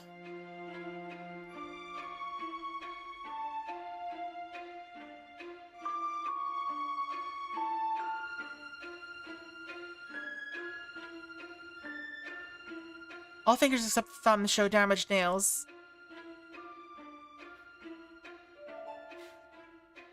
Mrs. Mel, I understand now about the letter's investigation. I'm sorry to have troubled you needlessly. Mr. Madden, there are concerning details about Liz's body. Concerning? If this were hanging, certain marks shouldn't be present. In hanging, the body's weight pulls downwards, creating an upward or diagonal mark on the neck. These bruises at the back of the neck shouldn't exist. Perhaps the cloth was very tight? We struggled to get her down. Even with a tight binding, the neck mark should align front to back. But while the front marks angle upwards, the back shows unrelated bruising. Bruising at the back. And yes, and it's not from any blunt object. It resembles marks from violence. Mr. Madden, did Liz ever suffer physical abuse? Never. Nothing like that ever happened. Then I suspect Liz's death may not be suicide. Not suicide! Miss Mel, is this true? Steady now, Matthew. This lady's just arrived, doesn't know the facts. We all witnessed it. Liz's room was locked from inside. Why else would your wretched house have another broken door? Those are the facts, miss. Suggesting this isn't suicide seems rather far-fetched. We've got a locked room murder. Or whatever it's called. A sealed room murder. Indeed. Though Groot Raber is disagreeable, I agree with him here. It's just an extra mark, likely from Liz bumping into something. Doubting suicide over this seems excessive. The reasoning sounds solid. My suspicion seems weak in comparison. What should I do next? Stand firm. I've no solid evidence to prove my suspicions or counter their arguments. Only my instincts tell me things aren't as simple as they appear. I've never handled such situations well. Should I give up? Just as I stood silent there when my work was tossed in the bin? No, I've had enough. Mr. Madden, I agreed earlier that the letter's matter was settled. Now I must revise this judgment. Even if I prove mistaken, surely you want to know what Liz went through. Baseless speculation is hard to accept, but simply ignoring this and burying her seems callous. Though I never met Liz, her death weighs heavily on me. This detail remains unexplained. I cannot stand aside, so... Fine words, miss, but I've no wish to hear more. Nothing more from me here, Matthew. My sympathies. Groot Raber waves dismissively and turns to leave. One moment, sir. What now? Are you police? No? But you knew the deceased. I need you to stay and assist. Why should I listen to you? With that slight frame, that absurd hat. You think these will command my cooperation? And Stain witnessed my capabilities firsthand. I promise this will end quickly if you've nothing to hide. If you're concealing something, well, that's quite another matter. I trust it's merely doubt in my abilities that makes you refuse to cooperate. All eyes fixed on Groot Raber. I look to Matthew Madden, whose head sits bowed, seemingly wrestling with some inner conflict. After a moment, he raises his head and speaks in a grave voice. I understand, Miss Mel. Whatever you need, you have my cooperation. Only give me answers, as promised. Of course. First, please help ensure everyone stays for my investigation. Alright, so that's the demo. We didn't get to do much investigating. We got a little bit, but, you know, I'm intrigued a little. Is it just going to be the one mystery, I suppose? Is it just going to be that one, like, only those 4 people, maybe? Who knows? But I like the art style. I like the writing so far. Yeah, I wonder how this would go. We didn't really get to see what the actual, like, what's it called? What the actual investigation part is going to look like, except for a little bit about the examining the body. But yeah, that's pretty interesting. Alright, what to do next? We could play something that's on itch.io. I did download a few things last night. Let's see. So let's try... Feet in the Snow? Obsidian Moon, maybe. Obsidian Moon. We could try Obsidian Moon. Let's see what that is.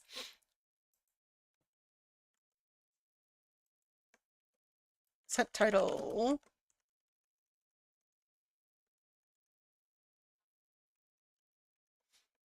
Obsidian Moon.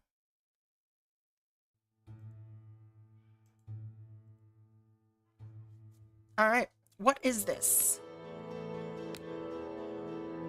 There's a no war filter. I did change some settings last night for this. The music was really loud, for example. But I didn't actually start the game, so let's see what goes on. What kind of game are you? The game is as intended. Economy affect your sanity, not clue hints. No clue hints. Time cannot be paused. Progress is lost on death. Let's try normal. How's this go? Zoom in and out using mouse wheel or Curie. Press any button to continue. Alright. This is a record of the horrible events that happened many years ago. A tale of horrors that lurk beyond the plane of human perception. I never thought I would find the strength to recollect those events. Even as I write these unrevealing words, my heart is pounding for what needs to be done. Back then, fresh graduates of the police academy, I was assigned to Obsidian City's police department as a junior detective. My first case was a seemingly straight-cut downtown murder. Little did I know then what fate had in for me and for my new partner, Detective Sam Carter. Here's how it all started on that ominous day, 20th of November, 1937.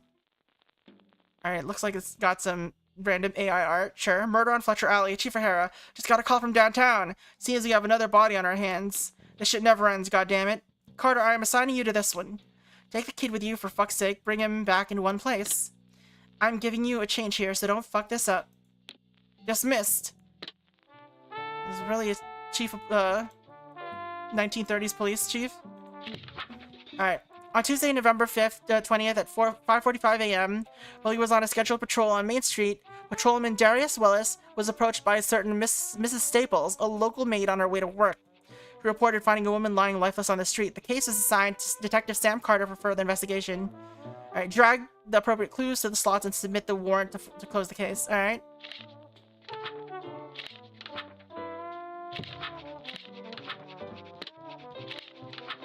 Fletcher Alley is a narrow downtown district tucked between the backs of Whispers Jazz Club and industrial buildings of crumbling brick walls and rusting fire escapes. The alley connects the main street on the east and the Constitution Road on the west. Upon my arrival at the scene of the crime at 6:30 a.m., it was still dark.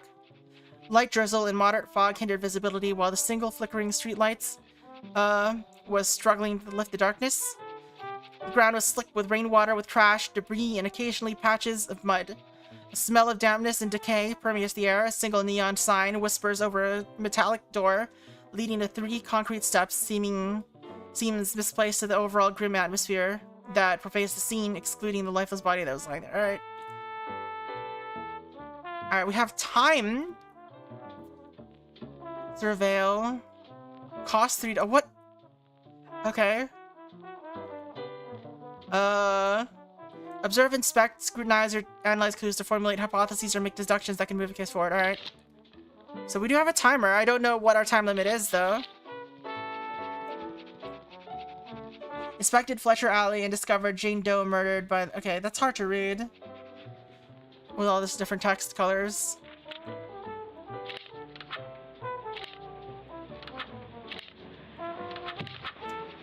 Alright.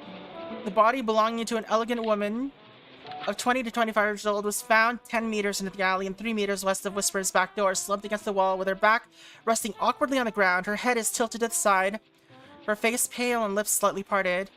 I observed bruising marks around her neck. Her body shows no immediate signs of struggle, but her expensive dress is torn slightly at the shoulder. A long silk scarf is loosely draped across her neck. We need money. Let's observe this. Poor girl, no one deserves such a horrible fate. Right, nothing to observe. Okay, we got something. We got evidence. Cotton swab with blood sample. After close examination, I discovered traces of blood under the victim's fingernails, indicating a struggle. I should follow this lead.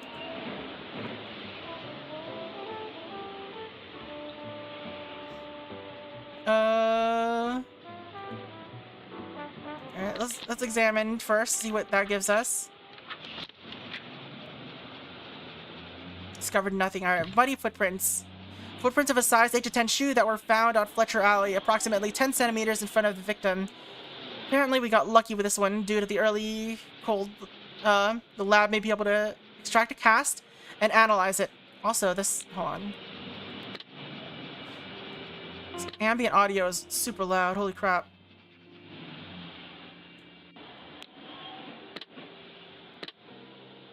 Also, apart from your victim's own prints, there were no other footprints near it, so I can safely assume that whoever it was, they were standing close to the distance of the victim. Alright?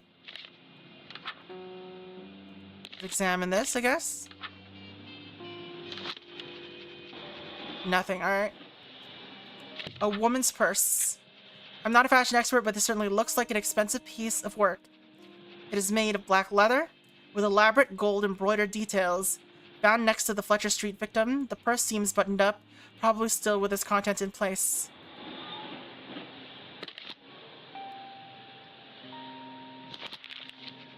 Alright, handheld beauty. That was all that was in the purse?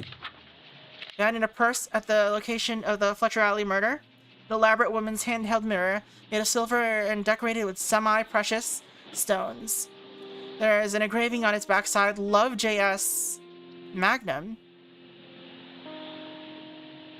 Why do I have a Magnum for the mirror?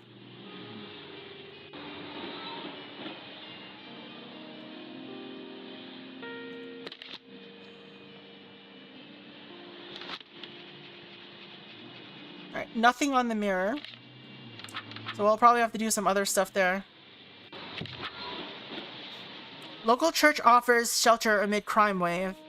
With the city under siege by crime, St. Michael's Church has opened its doors, offering sanctuary to citizens seeking refuge from the violence in Obsidian streets. Okay.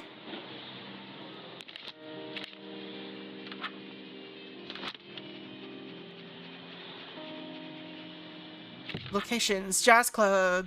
Whispers Jazz Club is a popular atmosphere venue nestled in the heart of Obsidian City with its sultry jazz performances and smoky ambience. It's a haven for the city's elite and its shady figures alike. Whether dim by flickering candles or sparkling and glittering with lights, Whispers Club has nights for all tastes and vices. Secrets and deals are whispered behind the heavy purple curtains in the private VIP areas, making it not just a place for music, but a hub of questionable exchanges. Whispers is one of the few places in Obsidian City where glamour, danger, and intrigue congregate in public. Alright, let's inspect first, I guess. Persons of interest. Daniel Whispers, club owner. Mr. Whispers, the owner and proprietor of Whispers Jazz Club, is as much a mystery as his establishment in his late 50s. He's a tall, impeccably dressed man with silver hair, slicked back, always seen in expensive tailored suits. His sharp eyes miss nothing, while he emanates a deceiving sense of calm and trust. Alright. A lot of details. Soft, gravelly voice, often letting silence do the talking. He runs the club like a puppet master, knowing everyone important in the city and their secrets. Perhaps he could tell me more about the crime. Inspect?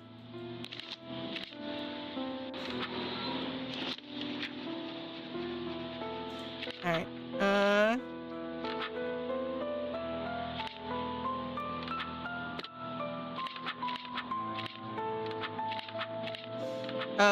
Lab.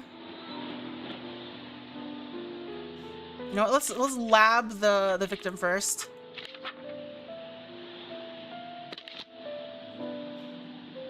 Where do I view how much I'm costing things?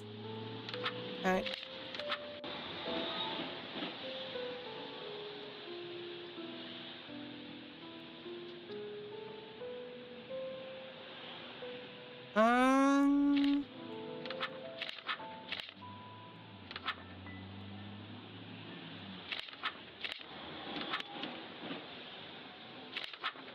We should also lab this.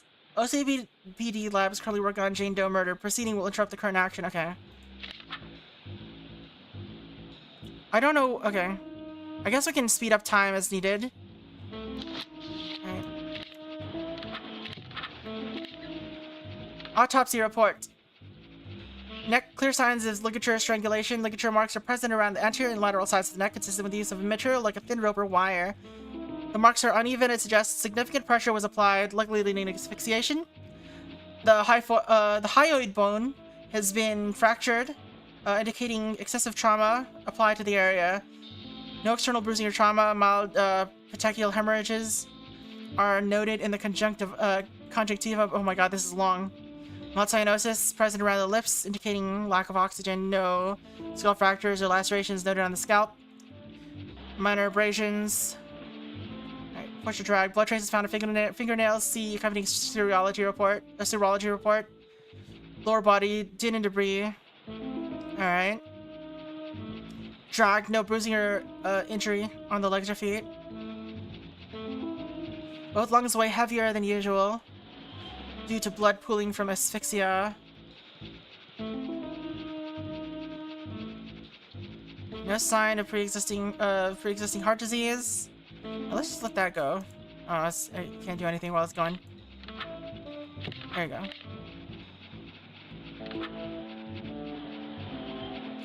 go. Small bits of bread and wine likely consumed within 2 to 3 hours. Brain weight. Non-lethal dose of chloral hydrate. Alright. 60 milligrams of phenobarbital were also found that coincide with a typical treatment dosage for an adult due to low to moderate levels of alcohol were also traced.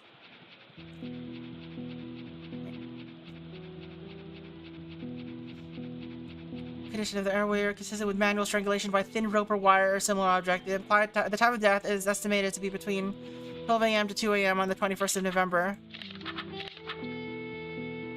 Alright. What about this? Blood samples collected from beneath the victim's fingernails were analyzed and confirmed to be O blood type, belonging to an individual other than the victim.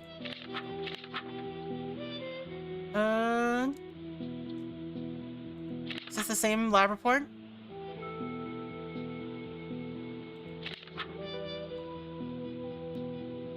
It will probably be the same one, right? Like, why would it be a different one?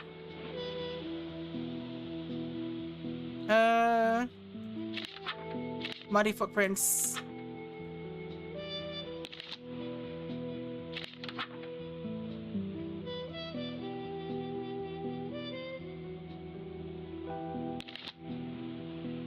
Will this do anything? Seems like a no.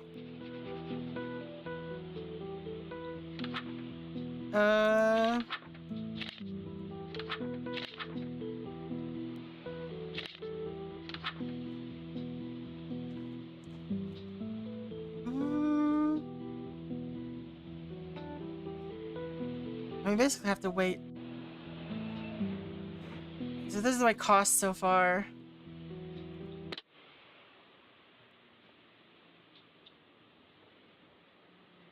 Journal.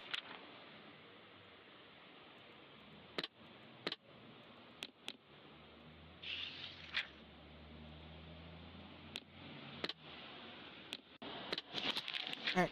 Footprint analysis.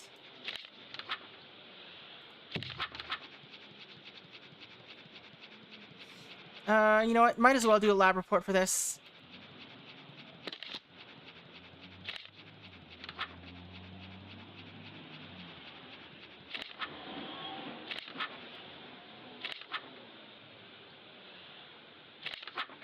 Right.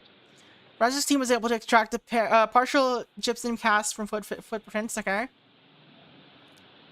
8.5-inch size shoe, possibly belonging to a male of approximately 70 to 75 kilograms weight based on the composition and texture of the mud and the print step.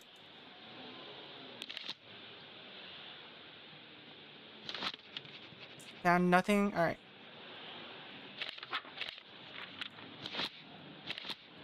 Okay, what? What does this do?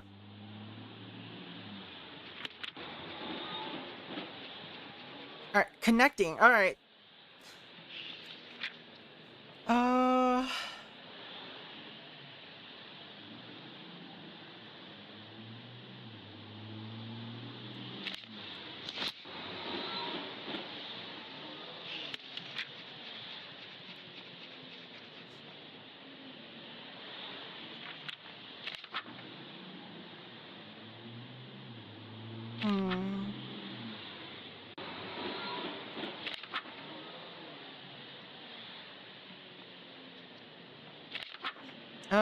Let's surveil the jazz club.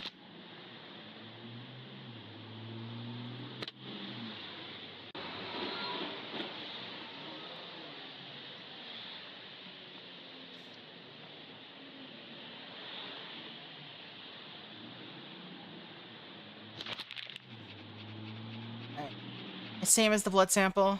Alright. Lab. That. Speed up a little bit. Surveillance revealed nothing here. How about we surveil this?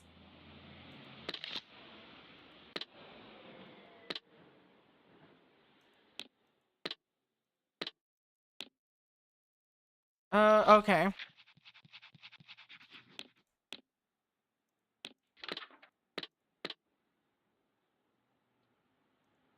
This is interesting. It was the murder of his wife in a bank robbery gone horribly wrong 7 years before. The Greeks believed it was the fates, weaving the web of our lives that were— What is this? Others say we make our own fate. Whichever is true, Carter was never the same after his wife's death. Once he was a top-notch, decorated, and much-respected detective. For 7 years, he scuffled and struggled.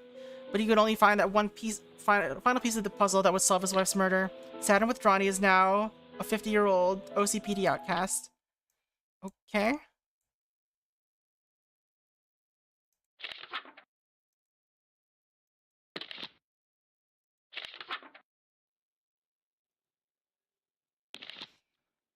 Alright, so if I run out of time, it basically eats up— it doesn't complete my investigation. Alright, no surveillance. Surveillance did nothing. Wild.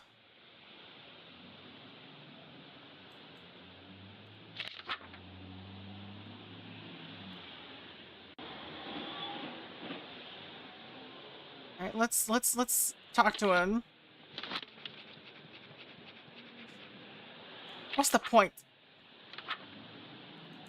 I inspected him and found nothing. Alright, let's ask him about the victim. Or maybe. Alright. Emily Vane, Alexander Pope.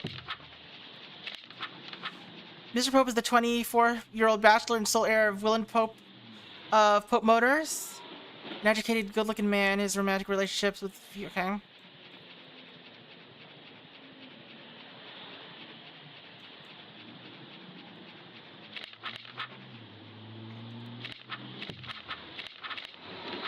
Emily Vane, 24-year-old, was the daughter of prominent industrialist Maximilian Vane and Katerina Langley.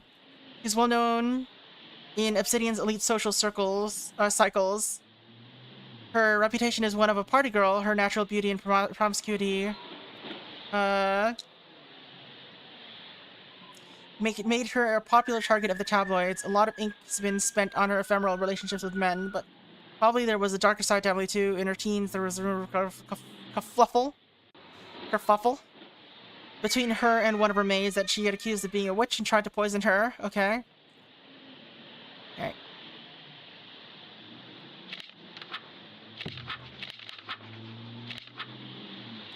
Fluffies. Fluffles. Alright, given that the victim was found in the back alley of his club, I questioned Mr. Whispers about his knowledge of the victim. Its whereabouts— okay. Mr. Whispers recognized the victim to be Mrs. Emily Vane. She, along with her company, a few or more rich kids, have been a regular at the club. And on the night of the incident, the victim had 1 or 2 old-fashioned cocktails and having hearty discussions with her sole company, a certain Mr. Alexander Pope of the era Pope Motors. Apart from A. Pope, Ms. Vane was seen talking to several other residents of the club, but there was nothing unusual about this since Mr. Vane had many friends and acquaintances, even among the club's personnel. Okay. Was that supposed to be— whatever. Let's talk to you.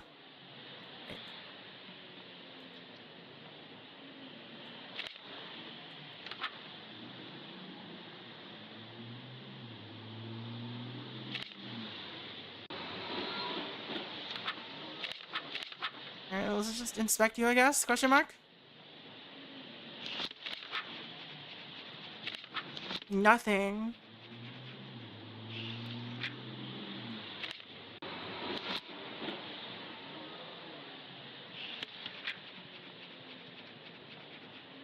Alright, how about you? Footprint analysis and Alexander Pope.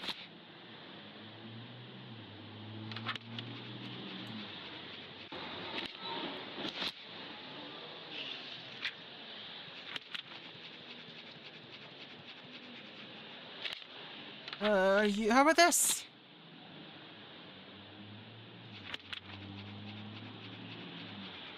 Alright, fine. No, that's not what I wanted. Lab, Alexander Pope.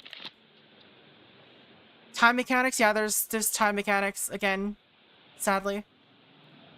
I don't know what we're doing here. Well, we'll do this. Victim is this. Why does she vanish? Alright.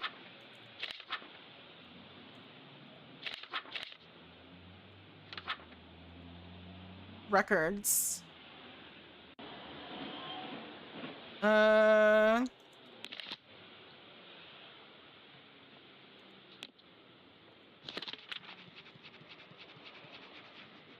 No records for that. How about you?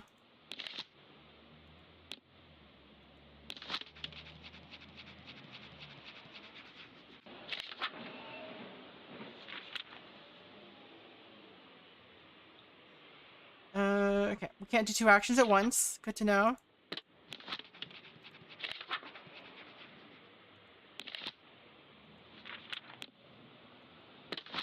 No, what does this records thing do? It feels like it's wasting my time for no reason. Alright.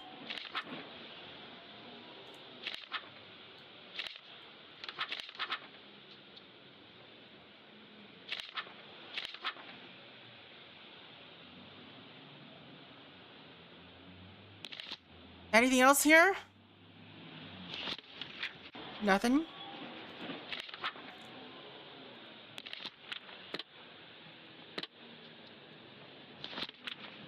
Nothing there. I think I already did this. What else is there to do?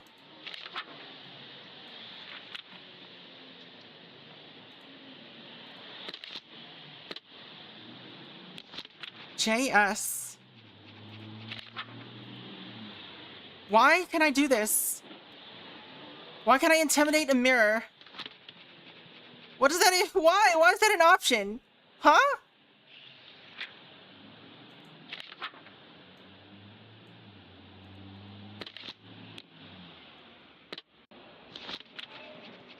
Alright, I've literally not discovered anything today, apparently.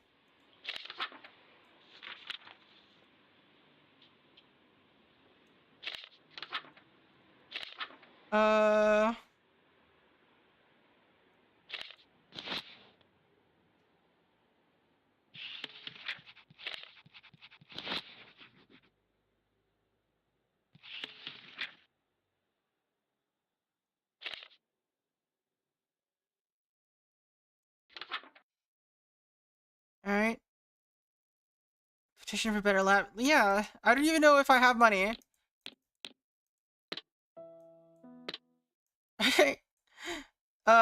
That part doesn't exist yet. Right. Mr. Pope is a 24-year-old bachelor. Why can I do a lab analysis of Mr. Pope? I think I already tried this, but it didn't do anything.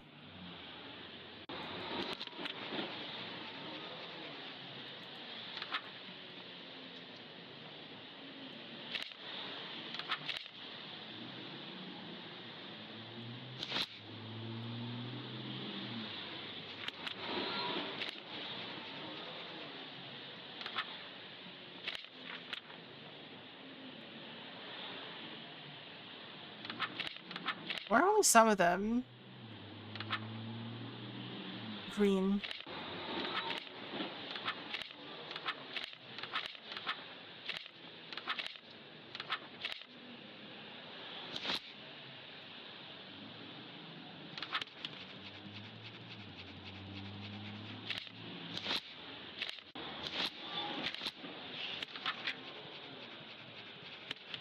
I don't know what I'm doing here.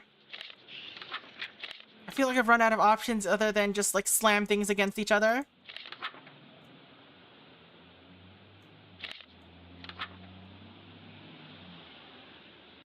Alright, let's check records, I guess. Revealed nothing.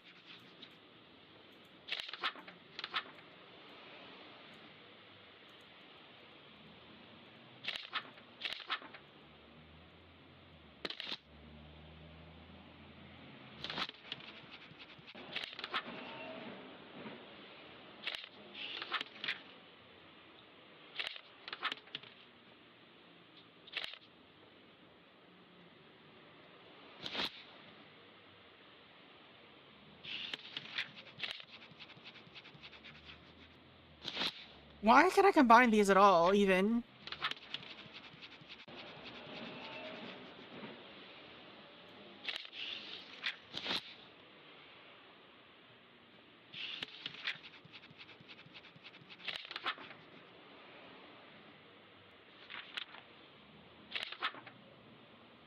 Why can't I not contact Alexander Pope with a magnum?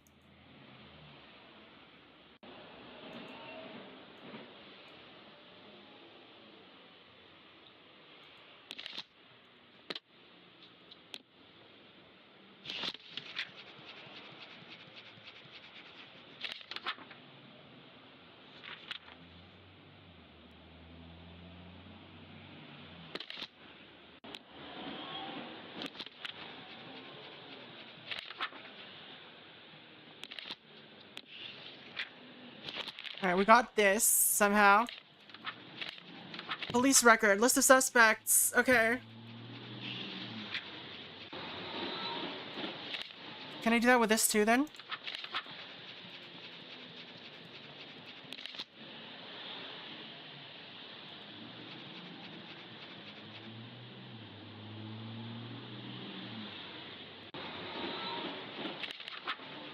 Alright. Jack Mulligan, Victor Klein, Samuel Ward. Alright. None of these are Alexander Pope. Or whatever his name is. Yeah, it is Alexander Pope. List of suspects. Type O blood type. And let's just combine these, see if there's a combination.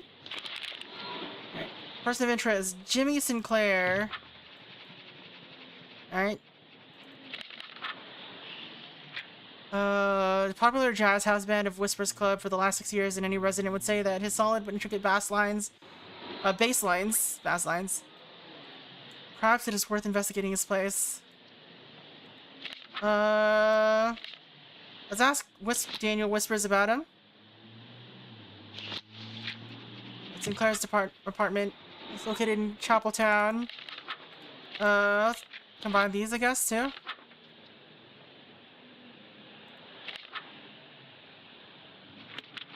Okay, nothing. Inspect this. Sinclair's desk. Worn out wooden desk. Okay. Single drawer underneath has no lock.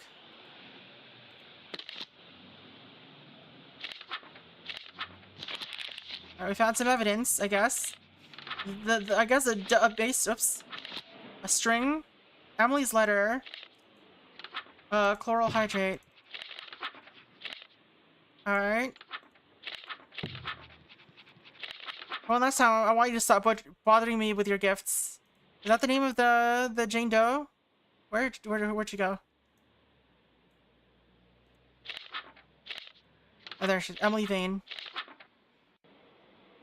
Maybe I liked you for a bit, but now I don't. So get lost, you pathetic worm. Alright.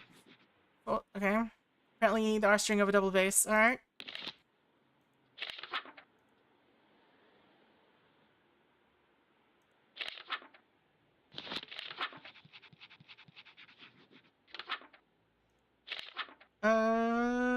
Autopsy.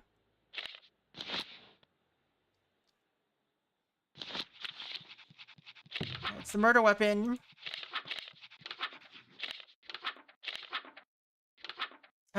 Inspect.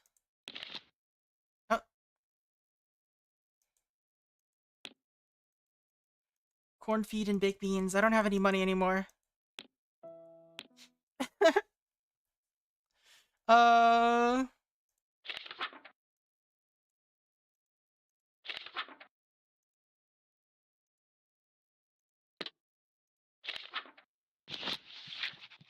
Emily reject. Okay, so there's the motive. Offender, murder weapon, cause of death.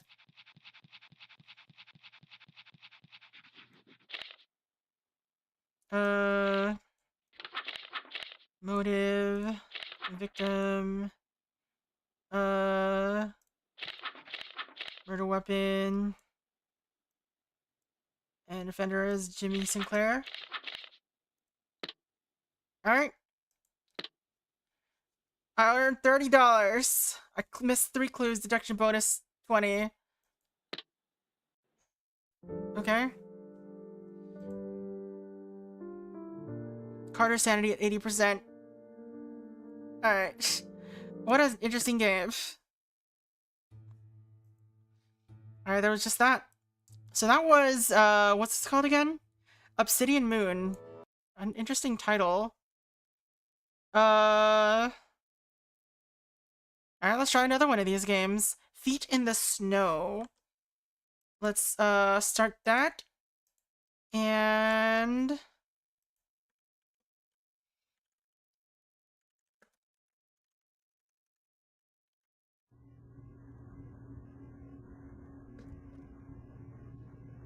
let's go. Start walking. I keep having this dream. Why don't you tell me about it?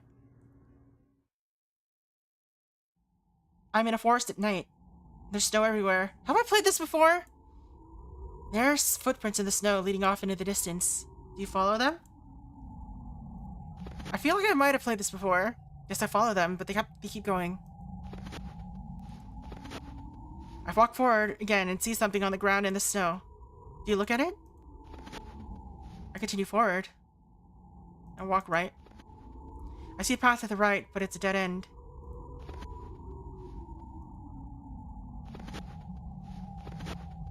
I continue to follow the footprints, but notice a photo on the floor in the snow. Do you look at it? I continue forward. Eventually I see a lamppost. The path is split. One way the footprints continue, the other is just a clear path. Which way do you go? I ignore it. I choose the path with no footprints. I see a house in the distance. Do you approach the house? Yes, I walk up to the house, open the front door. I try to open the front door, but it's locked. Anything else? Walk to the back. I notice something on the floor. It's a hand. What is it? It's a severed hand.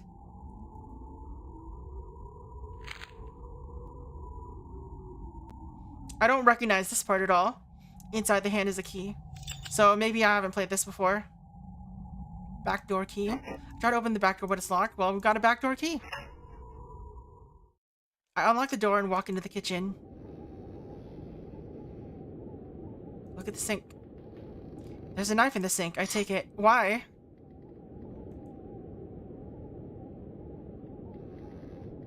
Look at the pot. Oh, we're not gonna talk about the hand that's in the pot. I've shaken that hand. Go to the dining room. Go to the storeroom. I walk into the storeroom. What's in there? Jars with body parts inside. Hey, it's a heart. It's a very heart-shaped heart. Eyes. I see you. Very handy.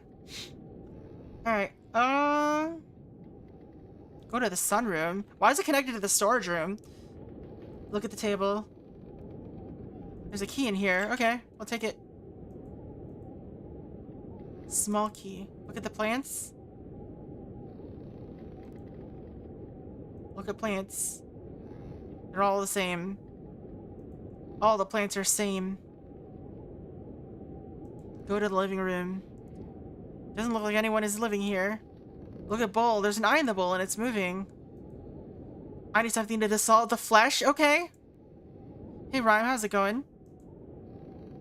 Welcome back in. Go to hall. I walk into the dining room. Oh, there's someone in there. What do you see? A man sitting at the table. Do you approach him? Well, I want to look at the food first. It's moving.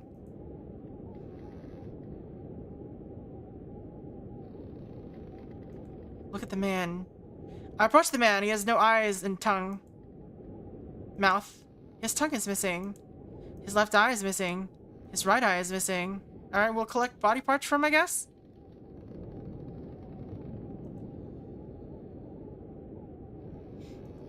And there's a hand here. How do I dissolve the flesh, I wonder? Is there, like, stairs? There's stairs, yeah. Go to the bedroom. I walk into the bedroom. What's wrong? It's flesh. You said that like I haven't been here today. I have to say hello whenever you come in after a while, okay?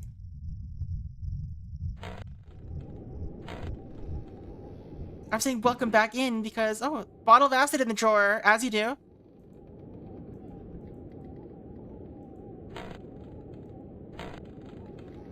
There's a locked box on the bed. Let's unlock it with the, like my bot, right? There's a tongue inside. Alright, we got a tongue. Ach, tongue.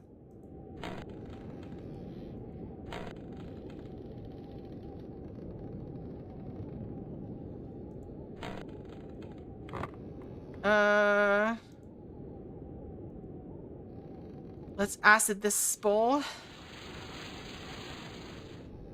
Eye came loose. Alright, we need another eye, I think, still, though.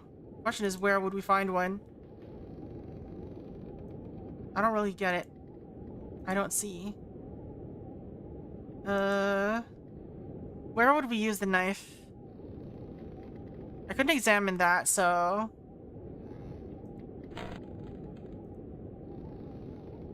Can't examine this. So yeah, it must be somewhere else. Somewhere. Oh, there it is. No, that's my inventory.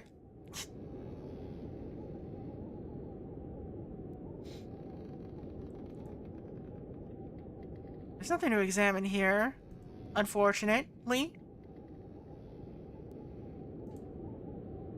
So I don't know. I don't know where to find another eye.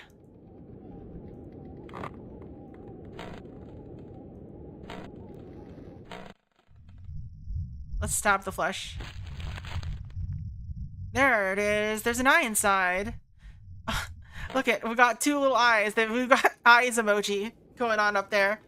Tongue eyes emoji. Tongue eyes emoji in chat. Oh man.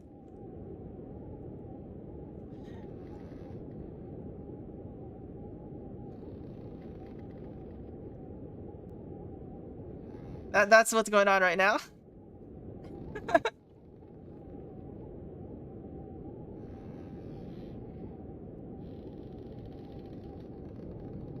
Alright, let's see. So let's go back to the dining room and give this person some eyes and tongue.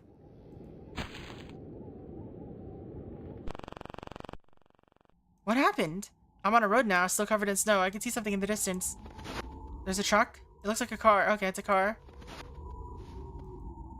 Look inside the car. I approach the car. Is anyone inside? A woman. Talk to the woman. I've been waiting for you. Well, someone. I'm glad you picked this path. The car needs fuel and there's a gas station down the road. If you bring back some fuel, I'll get us out of here. Alright, sure. Let's gas up. It'll be a gas. I see a gas station up ahead. Look at sign. Fuel cans for sale inside. Look at pump. Gas pump. It's old, but it still works.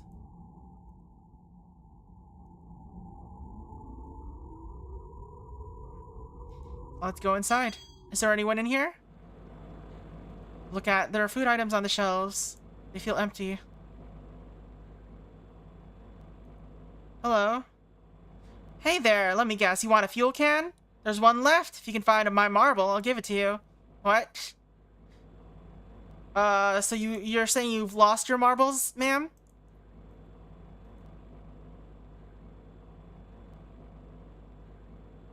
Yeah, have you marble?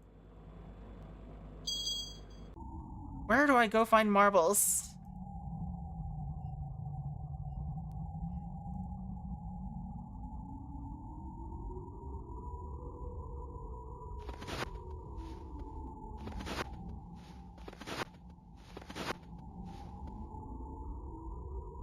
I'm not allowed to leave the car. Please just bring back some fuel. Not allowed to leave the car. It's a marble. It's glowing. You pick it up? I guess I must. Yes.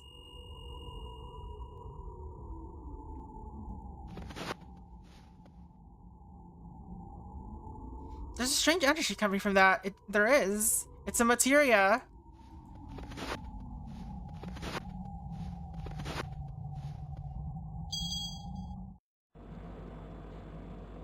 I just need that marble and I'll give you the fuel can. Here. Perfect. Here, take this. Alright, I got a fuel can.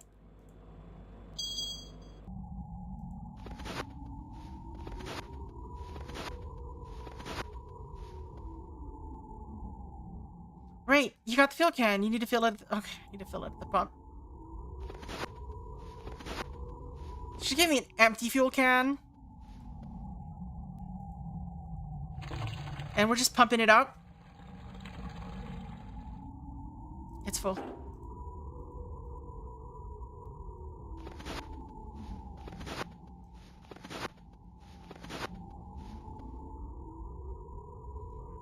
Great, let's go. Why are we going? Why are we doing this? She needs some pupils. She's missing her pupils. That woman lost her marbles, and this other woman has lost her pupils. Maybe she'll find them at school. I'm glad you chose this path so I can take you home. You know? I often find people wandering this road. I drive them all home. They all talk to me about their dreams. I don't know a lot about dreams, but somebody told me once that if you see footprints in a dream, don't follow them. You'll be trapped in your dream forever. Ooh. Well, we didn't follow the footprints, so... And then what happened?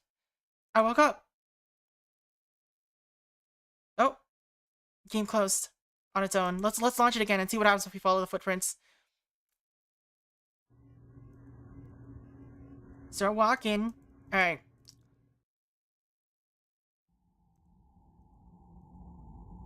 So, same as before. Alright, there's something on the ground. Let's see what it is. I look at it. It looks like a red scarf, but what's wrong? It feels like flesh. Alright, flesh scarf. It's fine. I continue forward. Continue forward. It's fine. Let's look at this photo this time. Oh, I see. I see. What is this the photo of? It's me, but I have no face, only a giant eye, and it's moving. Alright, alright. Cool, cool, cool. I've definitely seen that picture before, though, somewhere. Which way do you go? Let's follow the footprints. There's an elevator in the middle of a frozen lake. Do you use the elevator? Let's walk forward. I walk into the elevator, push the button.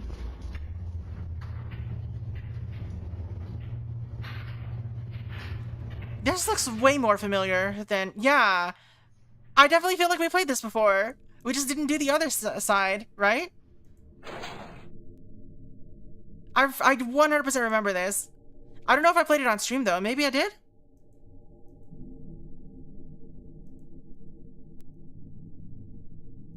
There's a fish on the table. What's wrong? It's been cut open, but it's still alive. Something is missing. Alright.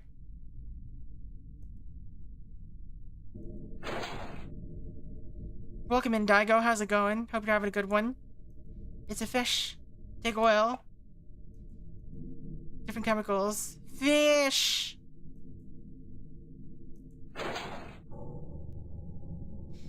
Okay.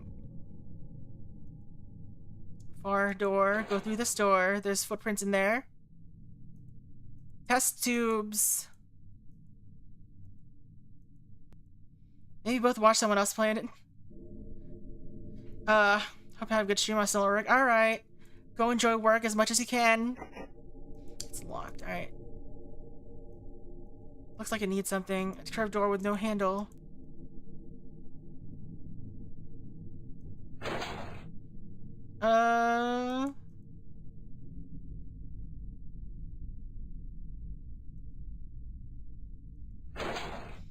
What am I doing here?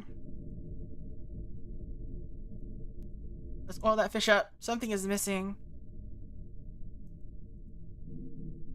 Nothing else to pick up so far, though.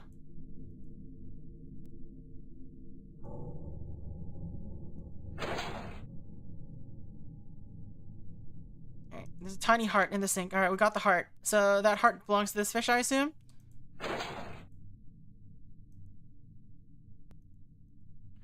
Oh, it just closed up. It flopped over. It's got a key. Thank you for the key.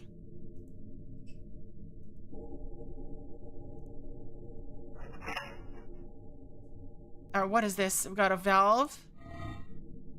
We've got steam. Nothing in there. Nothing in there. A person. Nothing in there. Alright, cool. We got a person in there.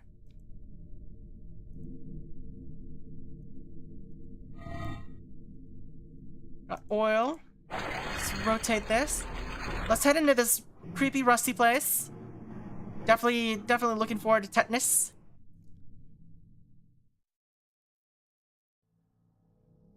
I walk through a rusted tunnel until I see light. What do you see? And it's an alley with shop fronts filled up by lanterns. Do you still see footprints? Yes. Looks like you picked the wrong path. Borger! Look at shop. See anything you like? Do I? Do I see anything I like? Seems like no. There's no one here, but a locked box on the counter. Man, I need to get out of here. Same, buddy. Same.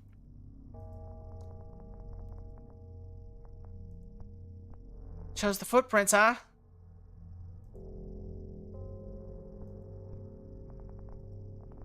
You seem different.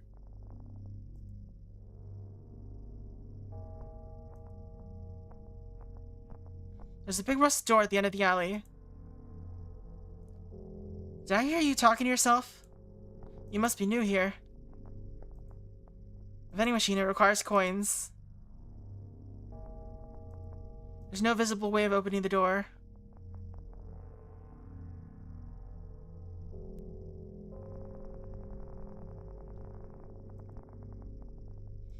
Alright, we need the lock somehow. Look at the shop. You ordering something? We need a way to open the door, I guess. Somehow.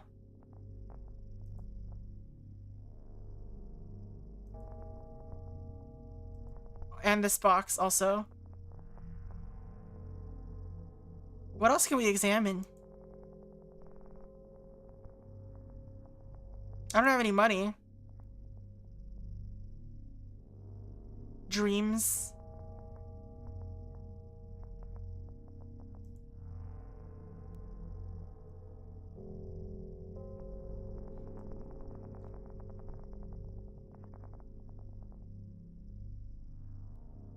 I don't know. I saw one of the shop owners restock this vending machine earlier. Could you buy me a drink? I don't have any coins.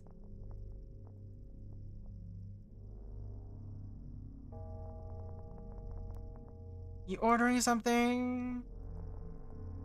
Looks like you picked the wrong path.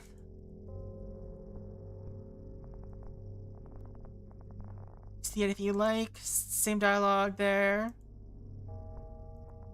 I need to get out of here. Still the same dialogue. Do you have any coins? Anyone got coins?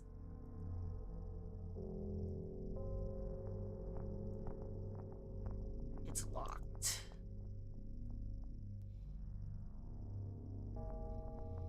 Chose the footprints, huh?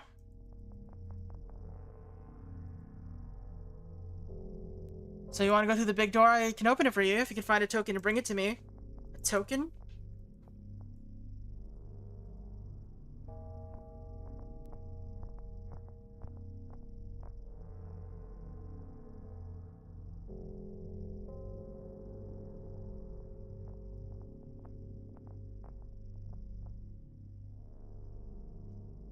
Hires coins. I don't sell tokens. How about you? Do you sell tokens? I haven't seen any tokens. How about you? Alright, you need to get out of here. Looks like you picked the wrong path. Do you sell tokens? I haven't seen one, but if you're handing out favors, one of the other shop owners stole something from me. I'm convinced he's locked it in that super box of his. If you can find the key and unlock the box, I'll give you something in return. He has the key inside things for some reason.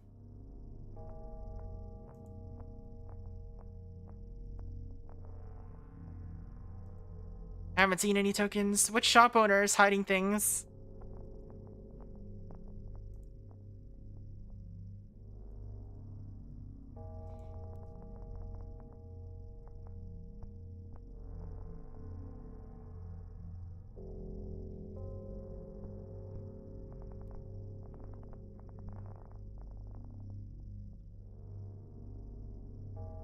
Bring me the token when you find it. I'll open the door.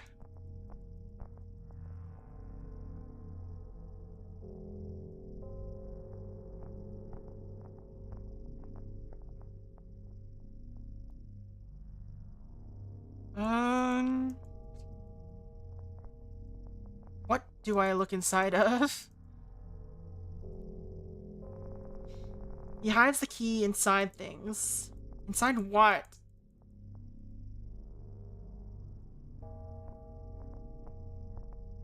I haven't found like a coin or anything. Oh, we can go in here.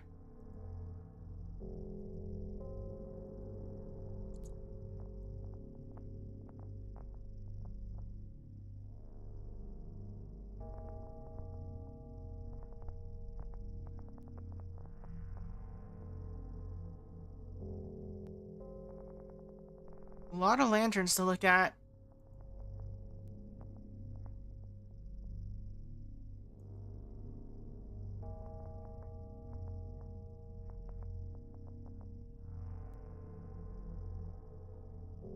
They all look the same. I can't tell if there's any difference or what I'm looking for.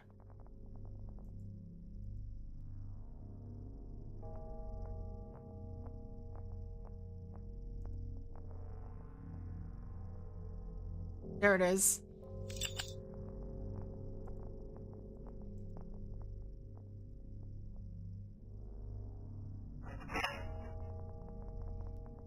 It's an eye. Did you want this eye, lady? Perfect, I knew he'd taken it. Here, take these. Coins. Alright.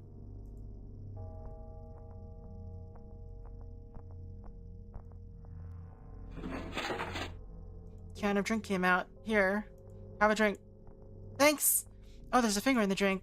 You can have it, I only really want the drink. What?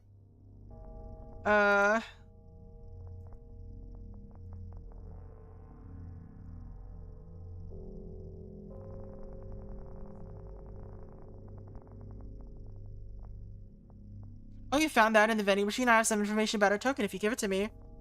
Alright, sure. That's what I needed. You know, I saw that guy, you know, the one just over there. He's crashed down smoking. I saw him pick up a token off the floor.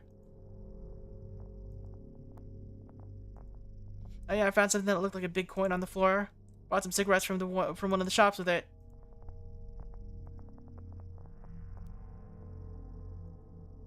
Alright, the guy did buy cigarettes from me with that token. The guy wants so badly to get out of here, but used the only thing that'll get him out for cigarettes.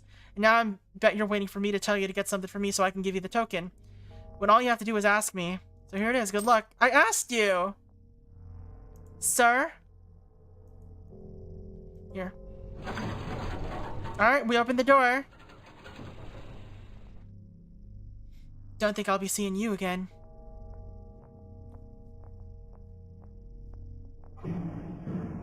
We're still following the footprints, I guess.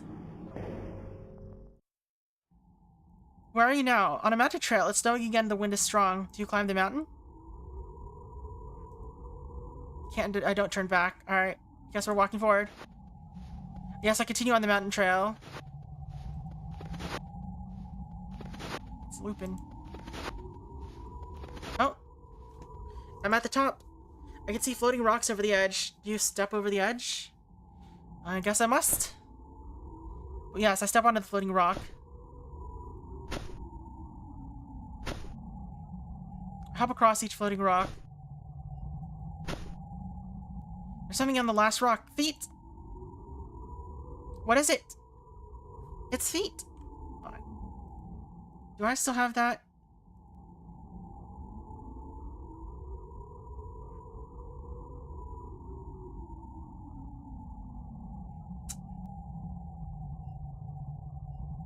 Or was it in my...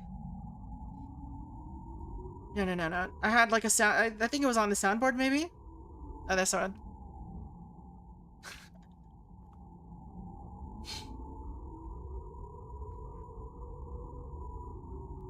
They've been leaving the footprints. Alright, so what now? We found the feet. Turn around. There's nothing. No path back. And then what? Oh, there's only one way to go. Oh. I guess it crashed. I don't know if that was on purpose or not. Cancel, cancel. Oh, that was interesting. Is that how it ends? I don't know. Maybe it is. Alright. Let's see. Which game should I try next? Window of Perspectives, maybe. Yeah, let's try this out. Window of Perspectives.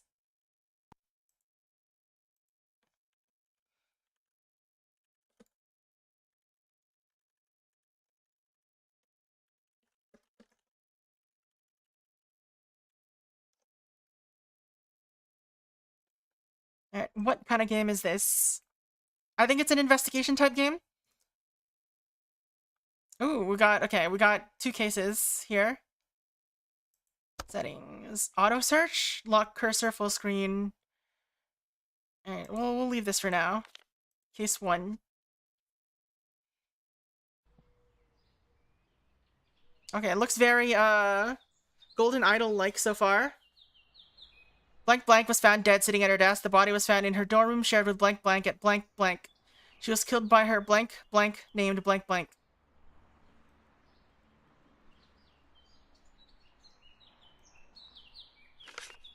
Right. Lucy Abby. Right. Did you really? Right. Do not call him. He's your ex for a reason. So the thing is, did you really read all those books? Stop leaving your bag on your bed. It's all dirty. Or it's dirty. Let's watch this movie. Your poster made me curious. Yay, girls' night. Chill. It's not yours. Okay. This woman isn't breathing. Her scarf covers multiple bruises and marks.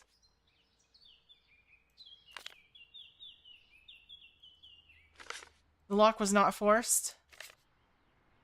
Alright, we're looking through a window, apparently. Literally. Derwent? Werewolves around the world. Myth. Something about history. What, you did not expect? Naming history books. Tiny stuff for your info. Alright. Funny joke. This is the menu. What does the search do?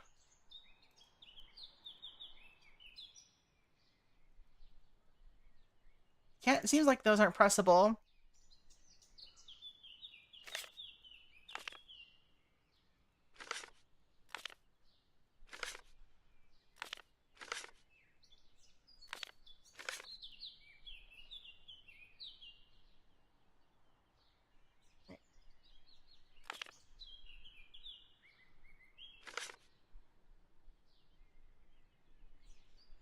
Alright, so did you really read all those books? That's okay. Red is Abby then, probably.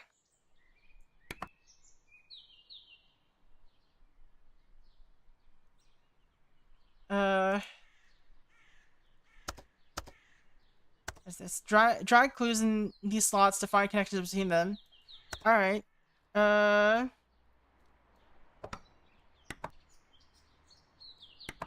Abby, Lucy. No data found. Alright, Abby X. No, Lucy. Okay, yeah. No data found. Lucy X. No data found. Lucy Derwent? Abby Derwent? Werewolf myth? I don't know what I'm doing here.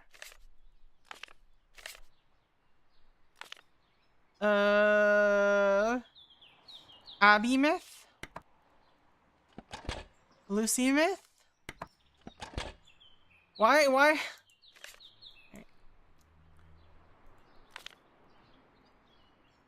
How do I find more clues?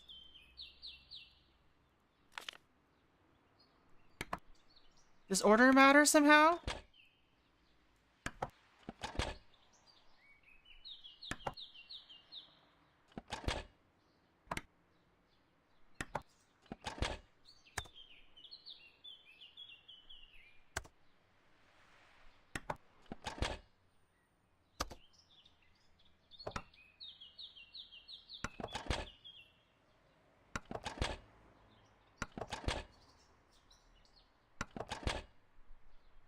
How do I find more? I feel like there's nothing else. Oh, okay. I can apparently rotate with right click. Ex-boyfriend.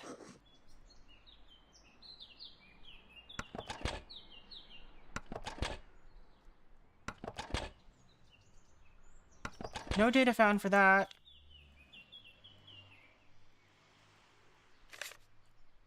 Bite marks.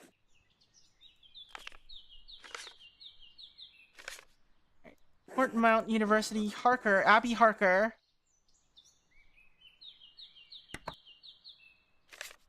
Majoring in medicine. Mark, Taito, Nino. Avoid sushi, kinda racist. What? Fine with cheap gifts. Nino, hates garlic and pickles, prefers good red meat. Meat spelled weird. Mark is crossed out.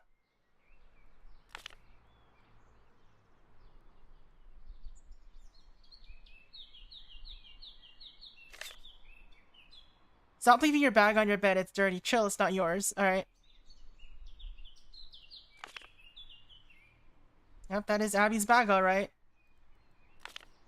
Still missing some clues. Oh, there's a book here. Blood abusive.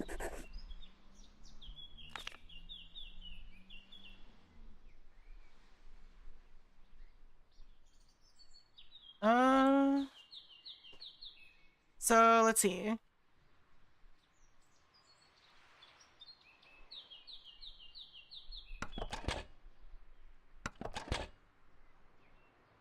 What does this have to do with anything? Werewolf?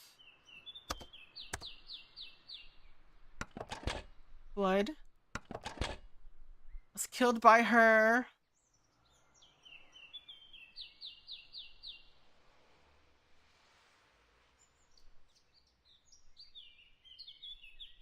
How do we find more names?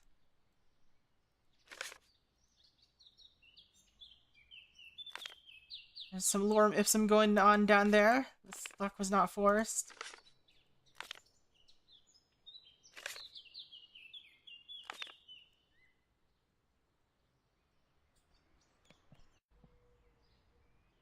Hmm.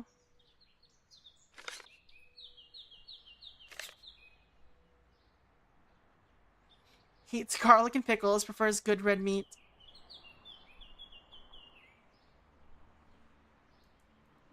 Is he a vampire?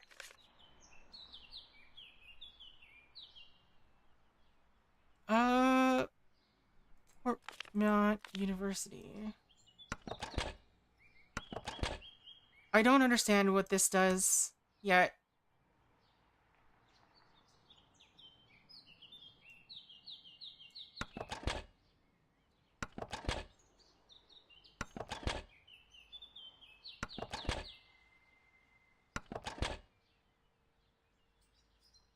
What is that thing behind me? Oh, sorry, you can't see it. It's a search. It's basically for combining two clues. It seems like, but I haven't been able to figure out two clues to connect. So basically, if I put two objects in there, it says it's been saying no data found, but supposedly it could find clues.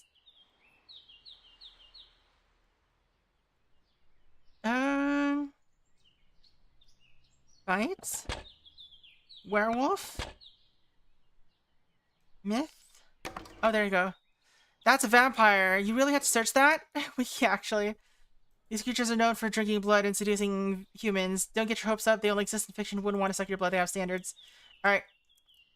Vampire. Blood.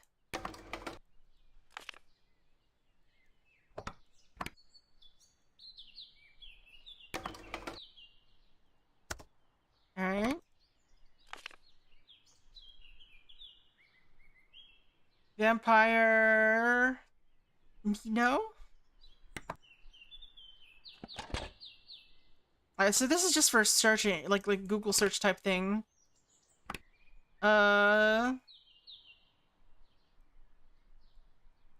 can't I search up the name Derwent?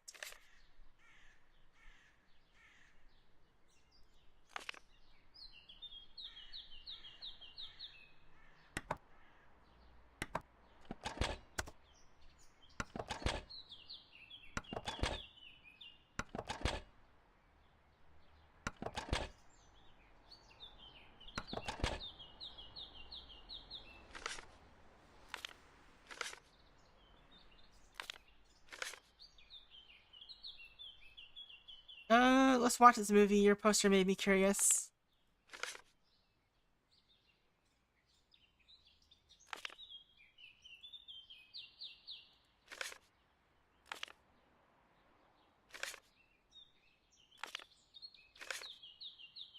Hope you like your new scarf. Love, I need to see you now. Hey, classes are about to start and I don't want bite marks. Please, I really need it. I know, you know I'll be discreet. Just let me enter. Uh...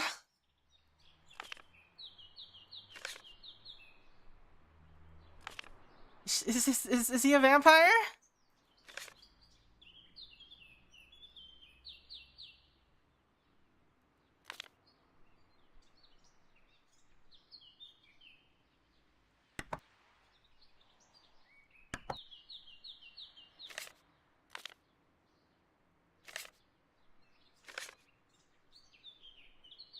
Alright.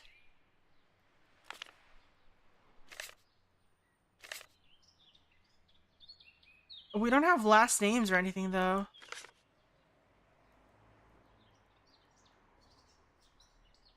Keep this book straight.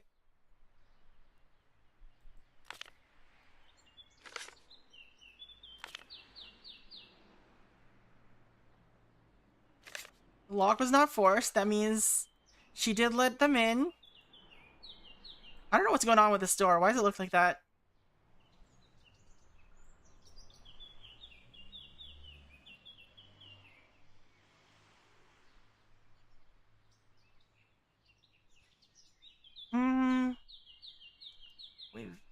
Lucy? We don't know Lucy's last name, do we? At Portmont University.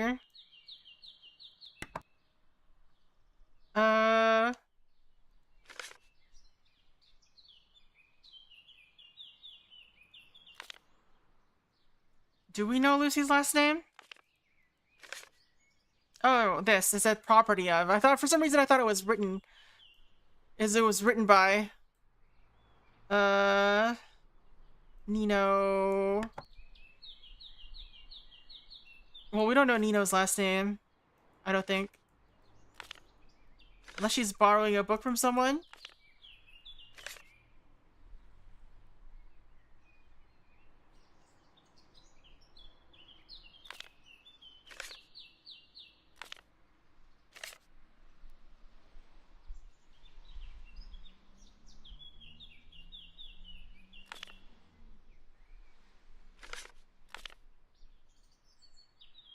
What am I missing?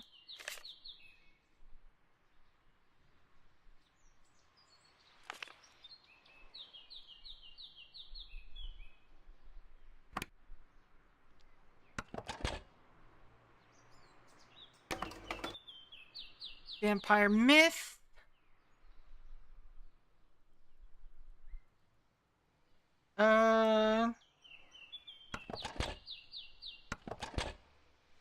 Nino.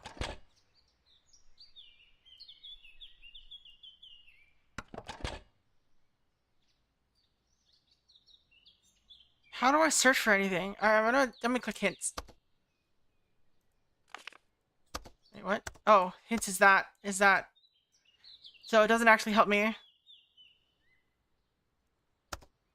What do I combine? Huh?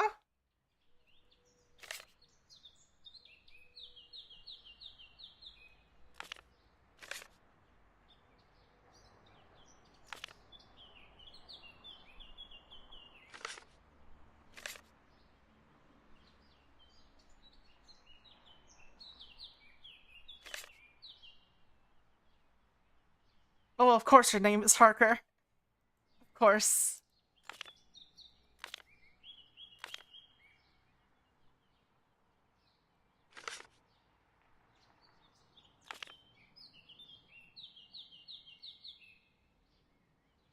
I don't know what else to do.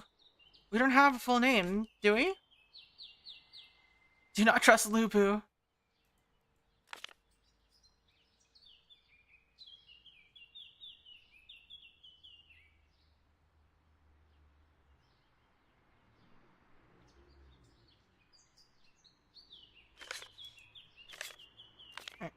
The vampires aren't real.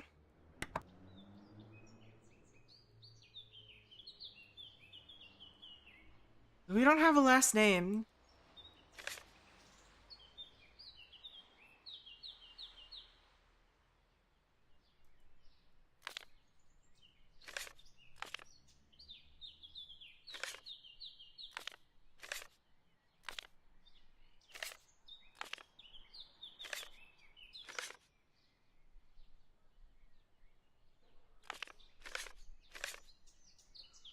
Medicine.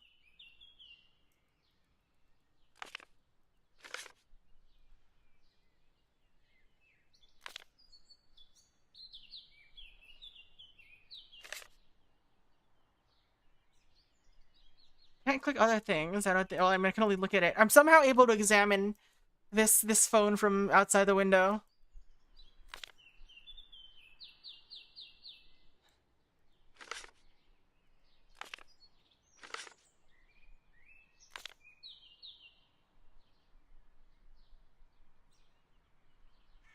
Good eyes, right? We don't have...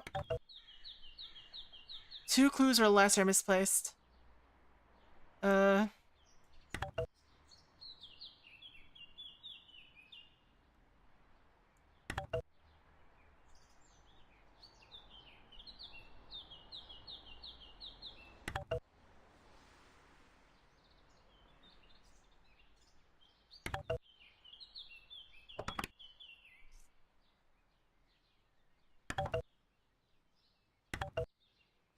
Huh? Are you sure 2 clues or less are misplaced? Because I've switched out a bunch of things in weird ways.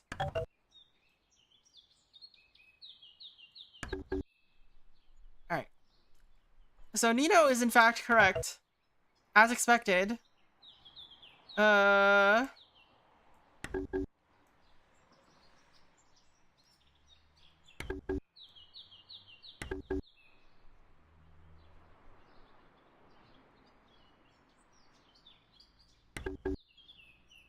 We're just doing this now. It seems like we're actually missing a thing, though. I don't know how to search for it, though. So his name is Nino. Yeah.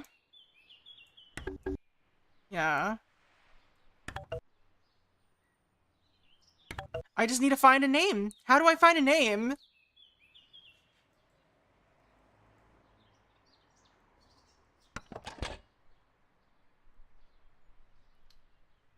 And it really is vampire?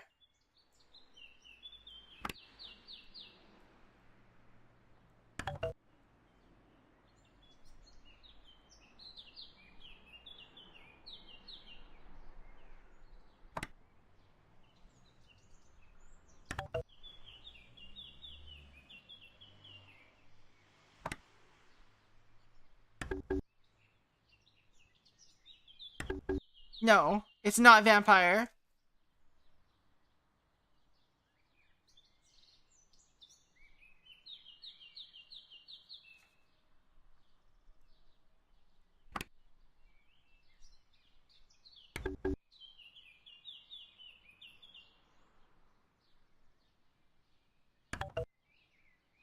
So these two are... What?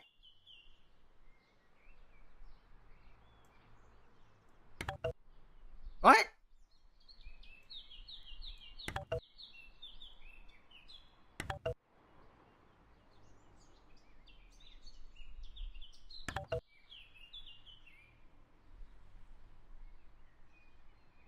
There are 3 things that have to be incorrect.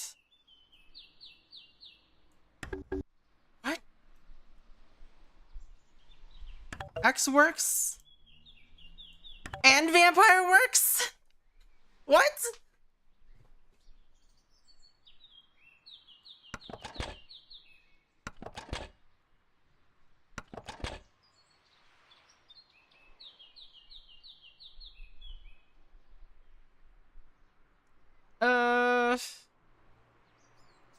How do we find Nino anything? Alright, let's search Nino Lucy, Nino Abby, Nino X, Nino Derwent. Nino werewolf. Nino myth. Nino boyfriend. Nino bite. Nino portmont. Nino university. Nino Harker. Okay, we found this. Nino Bistal. Alright. Did the impossible by developing a working prototype of artificial blood. Alright. We did it! Compelling observation. It seems the victim was drained of her blood by her seemingly vampiric partner. Actions will be taken. Proceed to the next tape. Keep your mind as open as your eye. Alright, next observation. Interesting, interesting. So is this case 2 now, or case 1 still?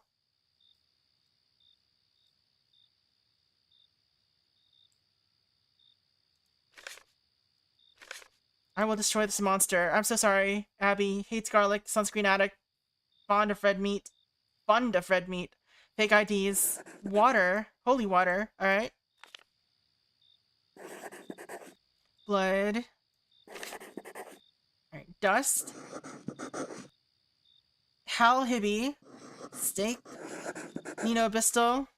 Meet me at the dorm. I have a hard time dealing with Abby's death. I need some close company. Lucy. Alright. Aaron Emos. Lucy Derwent, werewolves, vampires, myth. Alright, anyway, so Lucy Derwent has discovered the nature of Nino Bistal. She lured him into her room and attacked him with a stake. Being a vampire, Nino Bistal died and turned into... hold on a second. Come back. Thank you. Dust. Alright, that was it. Thanks to your observations, our applications remained limited yet fruitful. Cool, cool. That was interesting. Oh. Suddenly, ambience.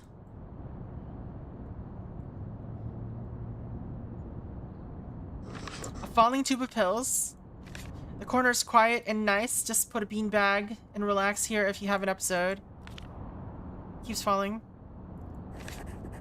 Box. Inuit. Why? April 13th. Heavy medical stuff. Microwave. Oops. Frozen stuff first. Write down what you have in stock. Watch your step.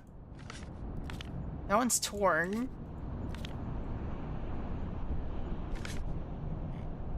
Mallory. 66. You got this, Morty. Remember, you're safe, sis.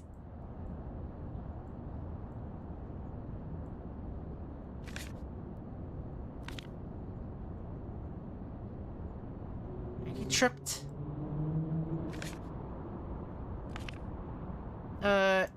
Inuit box. Moving in Inuit & Co., your relocation partner. Prepare your trip to your new home with our moving service. Learn more here. Alright, cool. Mortimer and Mallory. Maybe we'll get something here. Nothing. Mortimer moving. April 13. 13th of April. Mortimer is currently moving in the apartment number 66. They will trip on a box. How do I find his... Wait. Is his name Mortimer Mallory? I guess it is.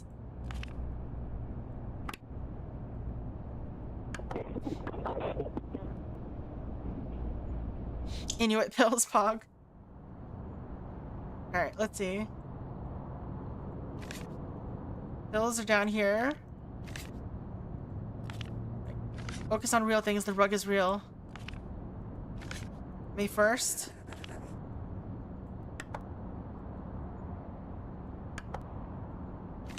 Find missing pills, call insurance. Insurance. Don't freak out. Throw away new trash. Book new therapist. Mortimer Mallory. In regard of your recent incidents and the development of new possible issues regarding your general health, you are now considered unsuitable for any further coverage by our insurance program. RIP.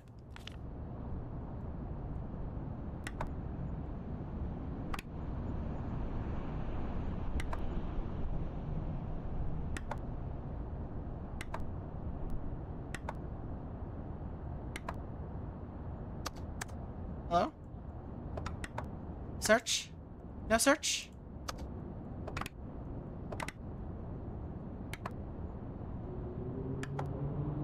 Search isn't working here. Guess they're not dealing with that. Curses.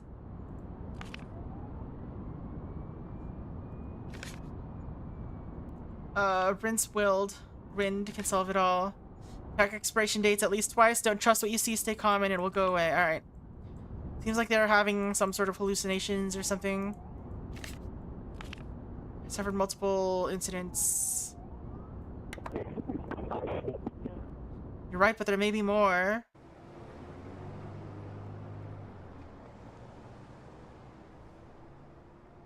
Uh-oh. Circle made out of salt. Pills are still there. Nowhere to hide. Too much everywhere all the time. No one to trust. Always the eyes. Only my see. July 6th. 6th of July.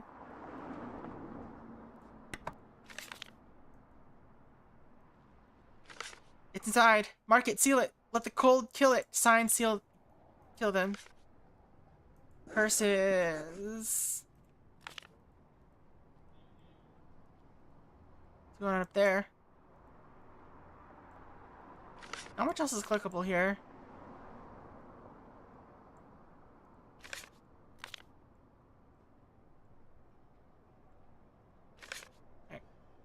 Morty Mallory. Ghosts, issues, mental health. Locked in 8 weeks. You have nothing to fear.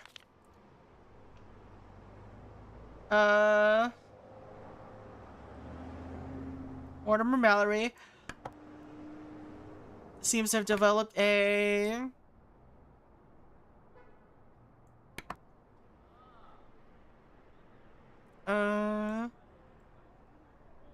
what else can I search for?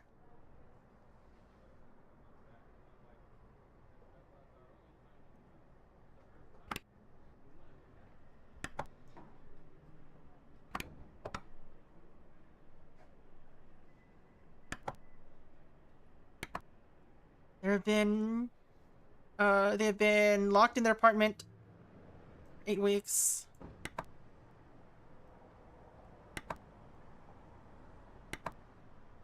Developed a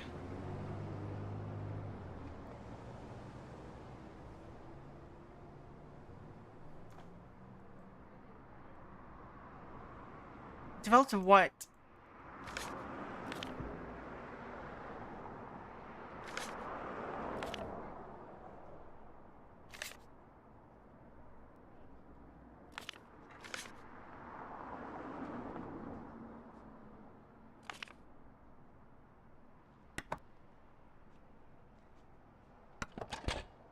Ghosts? Curses? Paranormal phenomena.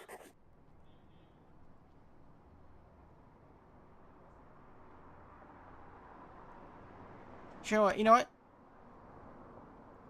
Caused by paranormal phenomena.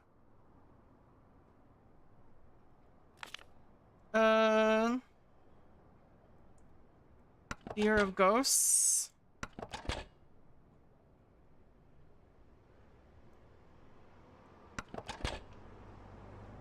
Fear of the paranormal. Here you go. Paranoia.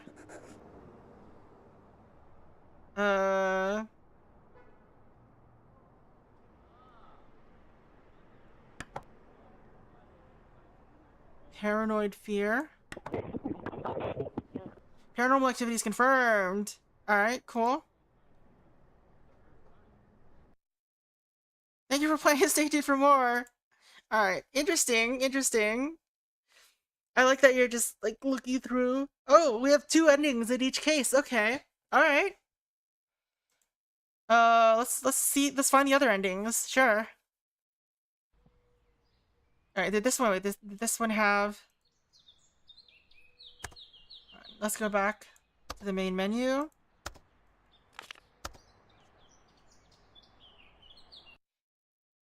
Alright, yeah, both, okay. Everything except for the first part of case 2 has a second ending. Alright, hide report by her abusive boyfriend. Oh, abusive doesn't work?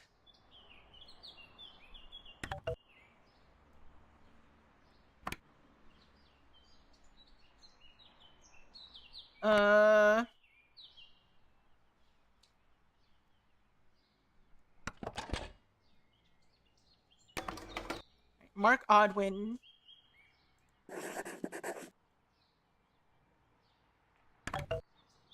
Hello? Put in, please. Alright. So that's why both of those were correct at some point. Alright, so we've got a different thing here. It's a jail cell now. No, we hit prison, Odwin M. Murders at Portmount University.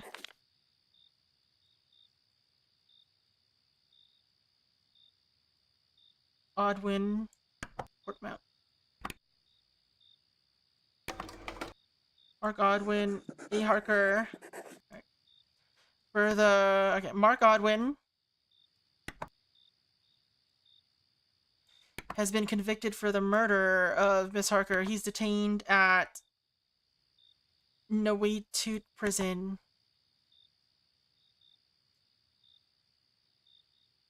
Miyaru-sama. Alright.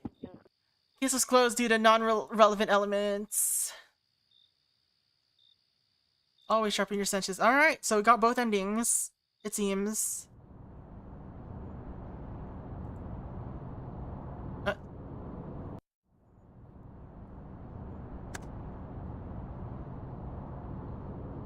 Alright. Main menu?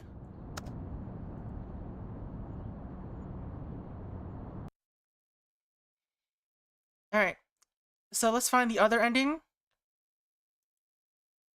For this. Oh, actually, let's go back first. Let's find the normal ending for this first.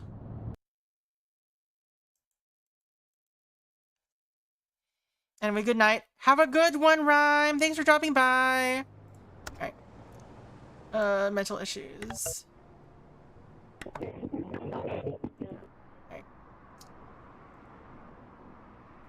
So that's that. We got that ending for this one.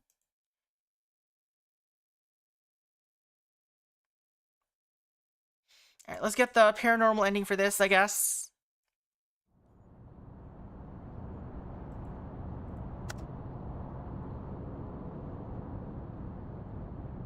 Multiple curses. Does this change anything? No, it seems like not. Alright, we got all the endings, I guess.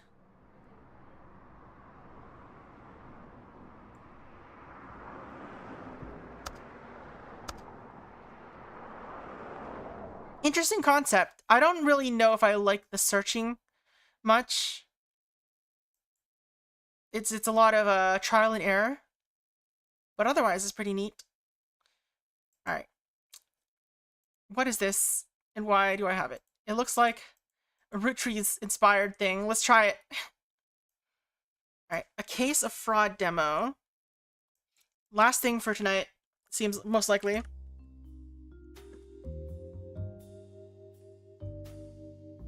A case of fraud. We didn't really do many horror games today, I don't think. We got a little bit of it, but, you know. Alright. Settings. Plain text. Fancy text. Fancy text is fine. The roots are fraudulent. Welcome to your first day at Debenham Detection. We've got an urgent new job. A woman has gone missing. The police are waiting to see if she turns up, so her family has hired us to find her. Her name is Christine Pelham. She's the CEO of Zoolingo, a new software company that's building a translation app that lets people understand their pets.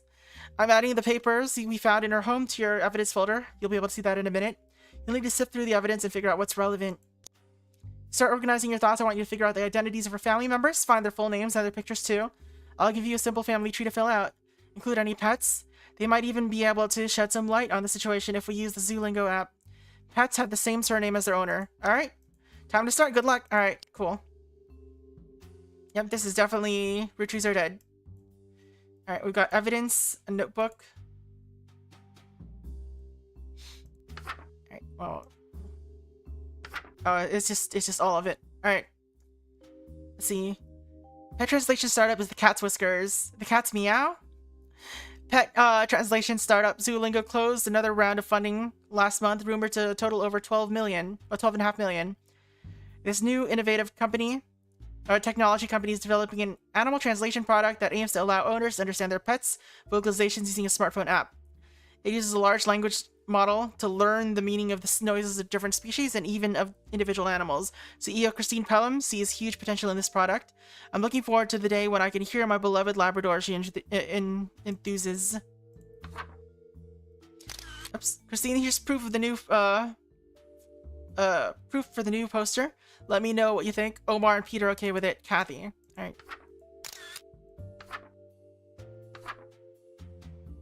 Saxophone champ Sarah Ball. Kohai student school news. Welcome to the new term. Blah blah blah. Cake fundraiser. School debate team. Semantic antics. Members Melanie Williams, Prudence Fowler, and Sam Taumata. Came third year at the Nationals Championships. Sarah Ball has won the prestigious Mary Bentley Youth Music. Okay. Beating 84 other 12 to 14-year-olds. Nooks at Zoolingo. Sarah Rose, lead architect. Is excited to push the tech boundaries, aesthetics. Dear Mr. Ball and Ms. Pelham, we would like to extend an invitation to your son to accompany our family on our annual ski trip to Cardrona. It's August, okay.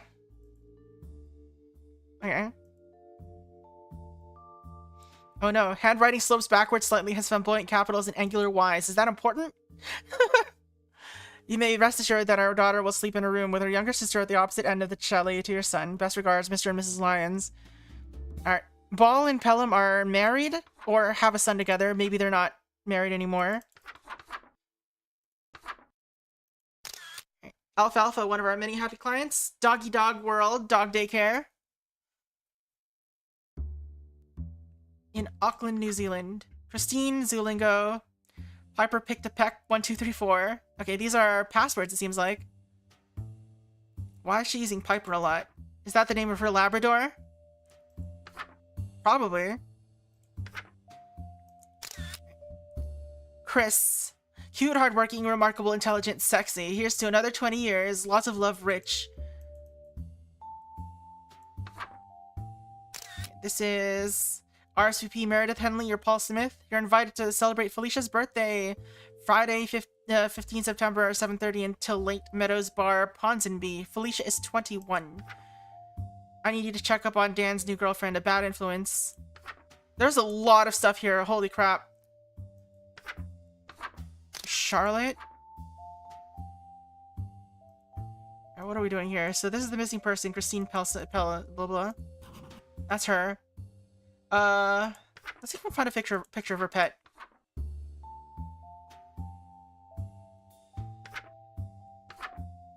Here you go. Piper!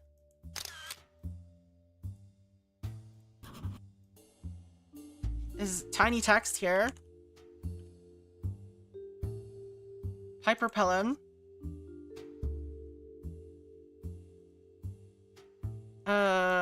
Ball. Rich.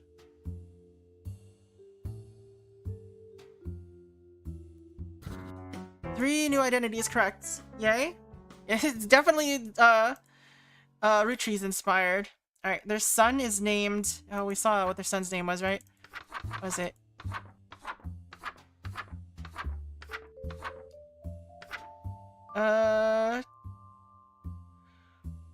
They don't mention, actually. Alright, they're probably last named Ball. The daughter's named Sarah Ball. Yep, that was definitely a yawn.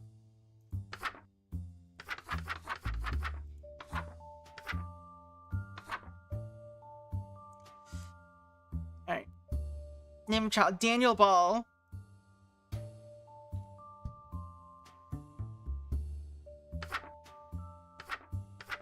Did we see Daniel somewhere else here? I know we did.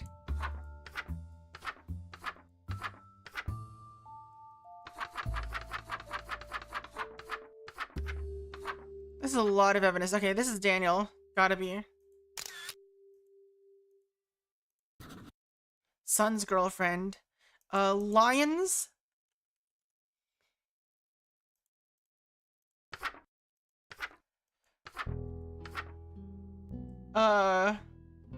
Loves my man Dan. My girl Tay-Tay. Alright, hope this helps. Kathy. Alright, Dita. Dita?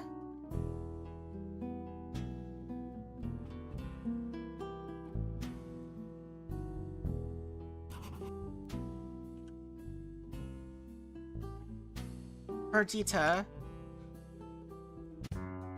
Yay, we did it! Well done in finishing the family tree. However, I have some rather distressing news. Christine has been found dead in the Zoolingo office. Her death is being treated as suspicious. She had a rather nasty head wound.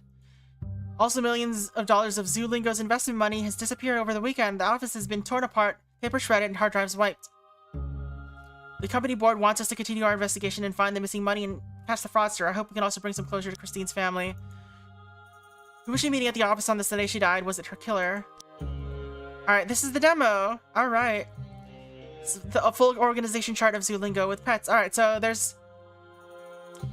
What is it? So... It's not as big, it seems, as Root Tree. But that's the game. Maybe we have time for one more thing. That wasn't very long. Let's see.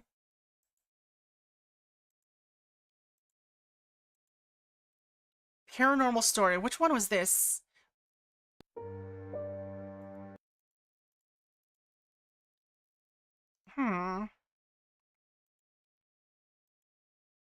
Disappeared, Peak.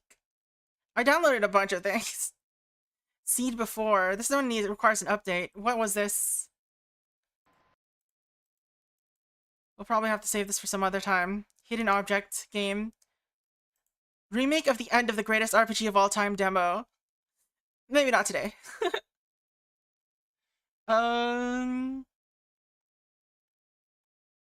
I don't know how long any of these are, so I don't want to pick up anything that's too long right now.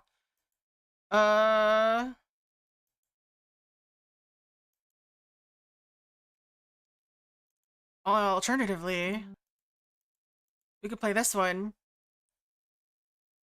Secrets of Blackmore Manor Escape Room. This might take a bit, but who knows? Maybe it won't. Maybe it's just a demo, so maybe it won't take a bit. Secrets of Blackrock Manor. Let's do this. Set title. Secrets of Blackrock Manor demo. Bidi bidi. Oh, Beady Beady.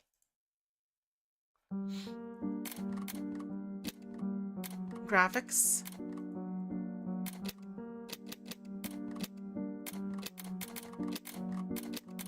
Controls. Oh, that's a little messy over there. Let's turn the music down a tiny bit. Alright. Return. New game. What kind of game is this? I mean, it looks like an escape room. Okay, this key should work. We got voice acting. Got a little dot in the center. It's just there all the time. My client left me a note. I should check my inventory. Ah, yes, my inventory. That is definitely how I speak as a person. My great, whatever. My relative Augustus Blackrock lost all his children and left no heir, so he hid his fortune somewhere in the family mansion. Augustus was extremely paranoid, so you can't go anywhere without solving a puzzle first. It's been impossible for me, so I'm counting on you to do it. If you find the fortune, you can keep 10% of it and never have to work again. Good luck. You'll need it. Alright, let's solve this puzzle. Also, can I turn down the sensitivity of this? This is really high. I can. It has a maximum sensitivity, though, which is wild. Did that save or not?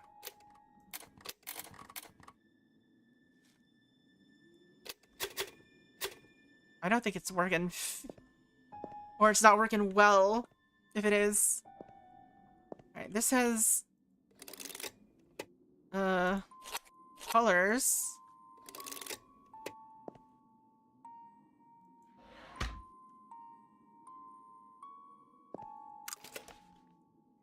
Alright. I guess I picked that up. It's in my inventory now. Why is the inventory queue?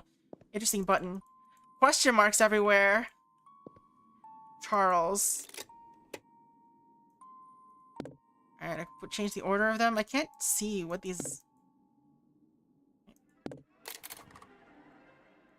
Escape to exit. They should have let me right-click to exit. That would be great. A, B, C, D, E, F, G. Alright. I can run. Amelia Watson. Why can't I interact with this? 5-digit code. I like how snappy the camera movements are. Or for, like, transitioning. Alright. This week has left us very sad news as Amelia Blackrock, heiress to the Blackrock fortune and its weaponry factories, has passed away following an avalanche that buried the car she was in while on a trip that took place just a week before her marriage to Lord Arthur Feathermore. Her body hasn't been found. That is a long sentence. The accident is part of a series of misfortunes. Charles, the firstborn, and Augustus's wife Emma died to a mysterious disease just 2 years ago.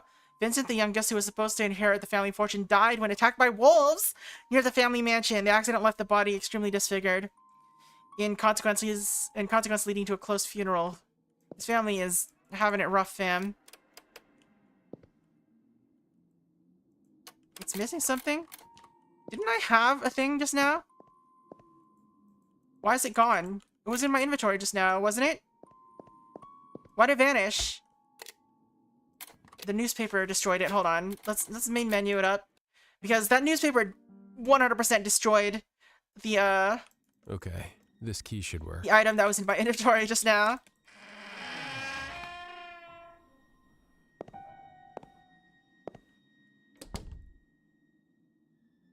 Hey, they messed up their inventory stuff. My client left me a note. I should check my inventory. So the orders are different here.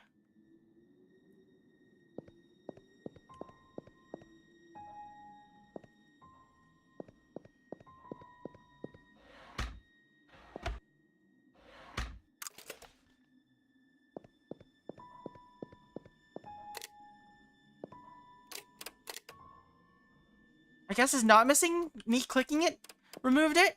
It's just gone. Okay, sure.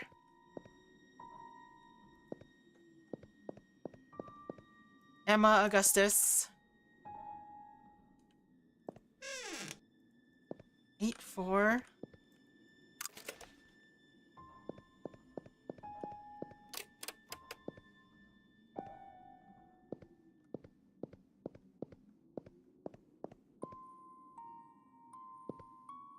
We can't open those doors. Can we open any of these doors? Seems like no. What?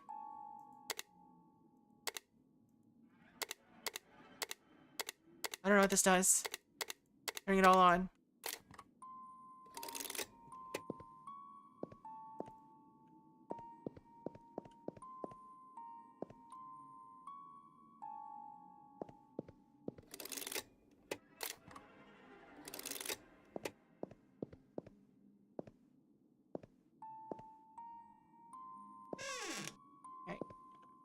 So far apart.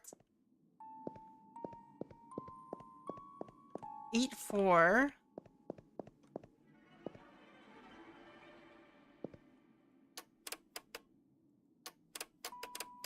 it's missing something.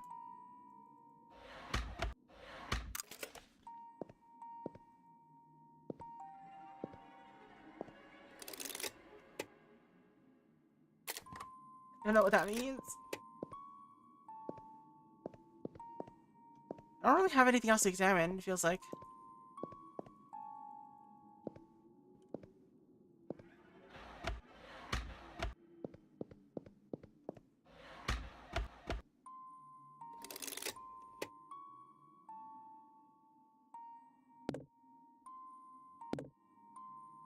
Sort them by height.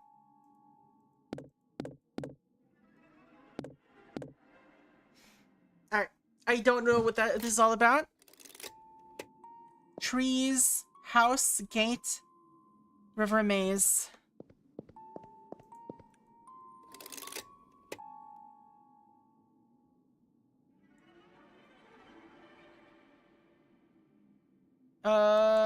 Don't understand what it's supposed to mean.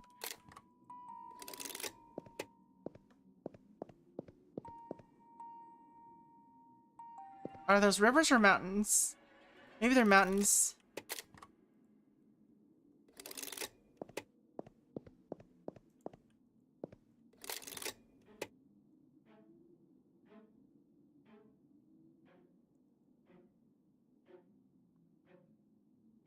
I mean, it looks like it matches.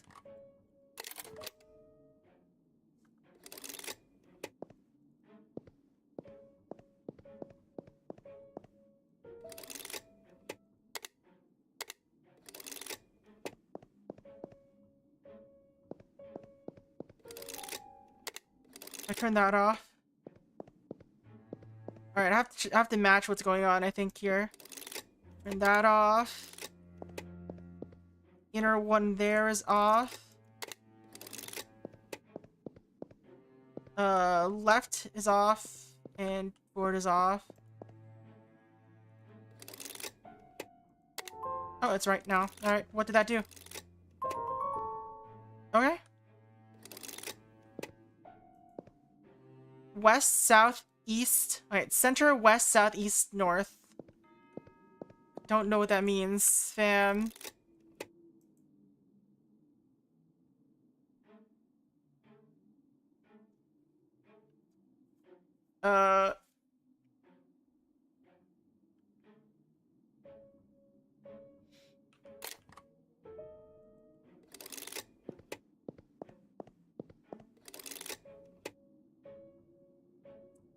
Center.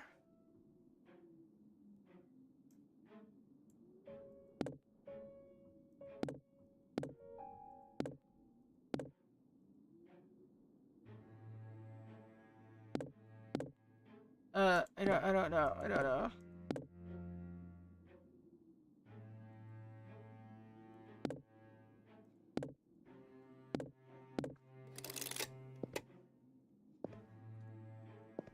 These are mighty suspicious.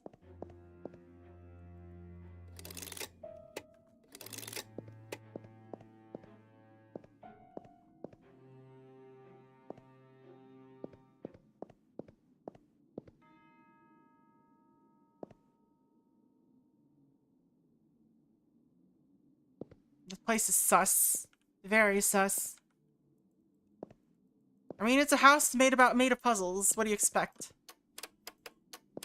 It's missing something, it's missing something.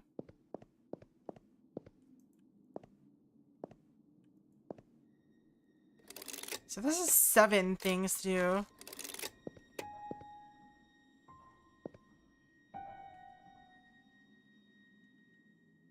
Two, 3, 4, 5, 6. Nope. None of them have 7.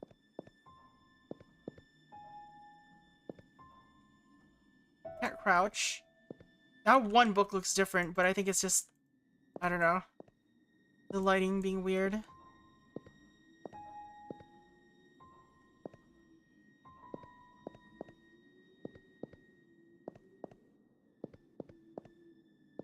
What is it about the shelf?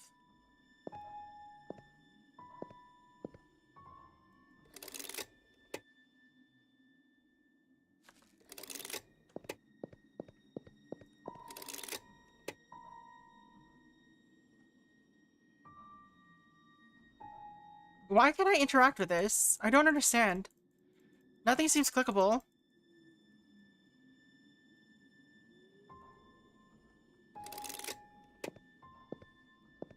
Is it just to examine it properly?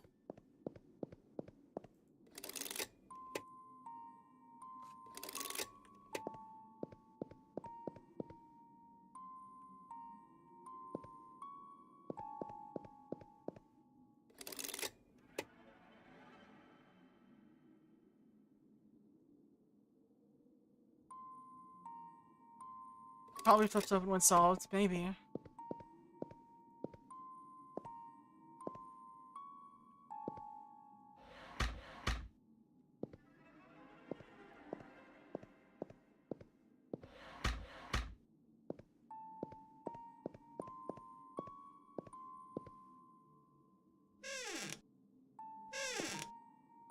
I can close it again. Can't close this again.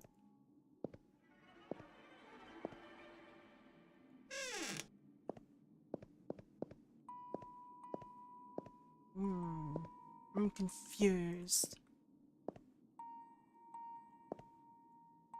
Oh. Wait. Vincent. So cyan. Green. Cyan. Yellow.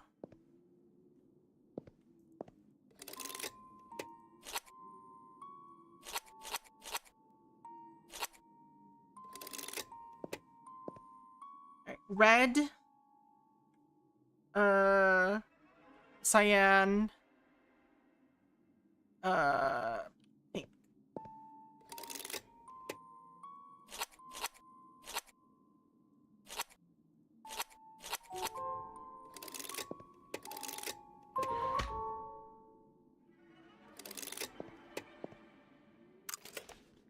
We got a clock hand, I guess. Alright. So, what are the clues we've got for these? 8-4. Blue, pink.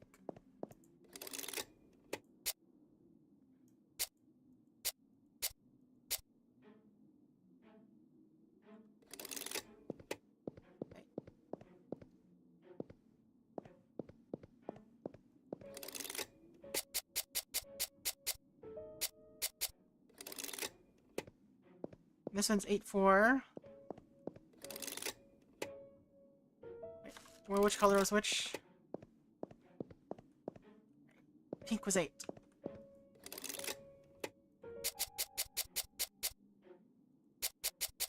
Now the question is, what do we do about this one? It's rubbed out. Do we just guess? Do we just guess?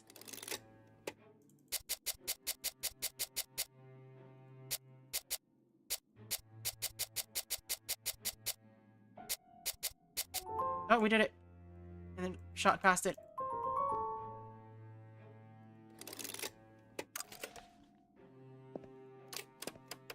Alright, we just need to solve this puzzle now. I don't know.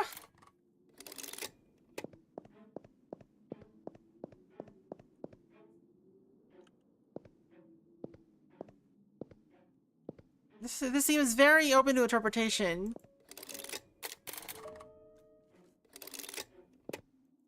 So this has normal thing, but there's no zeros, which is interesting.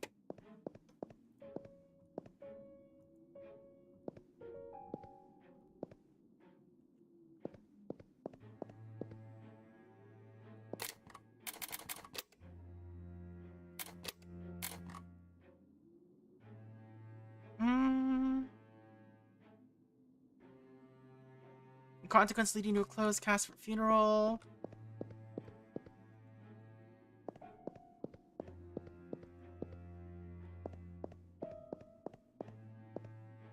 I mean, it must just have to do with this and this, but I don't really know what I'm supposed to do here.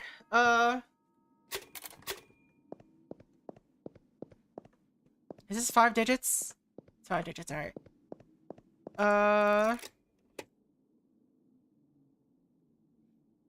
Alright, let's try this first. So 45322.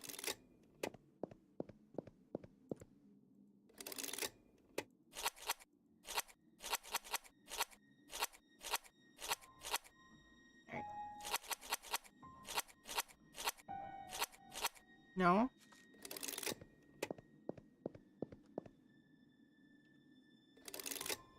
Oops, I messed up. Which ones I swapped?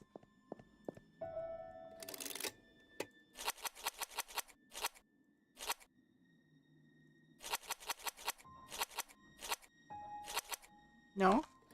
25342? Is not that?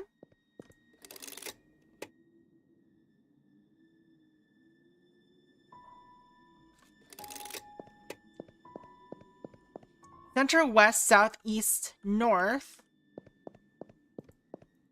Center is whatever this is. Trees. Center, west, south is the gate. East is this area. North is the manor. The manor must be last. Gate must be okay. So I don't know why these are not right. 25342, right?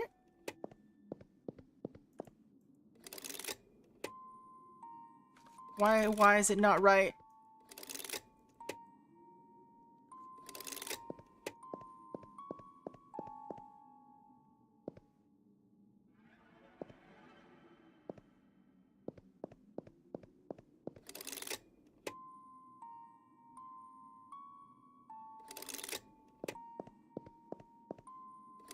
Maybe reverse the order for some reason?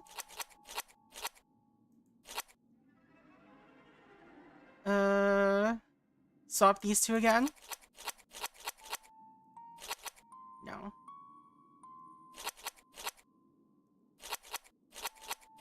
Oh! I got the guy. Did it?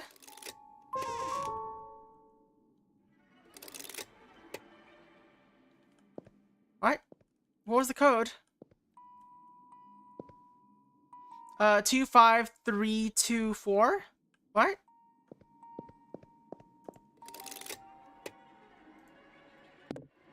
These two are swapped?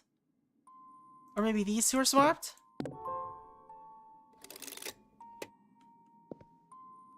What?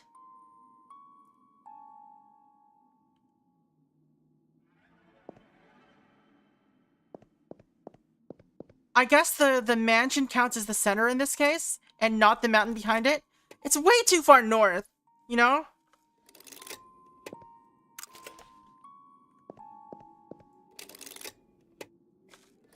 Let's see. Rotate clockwise. So, red, blue, yellow, green.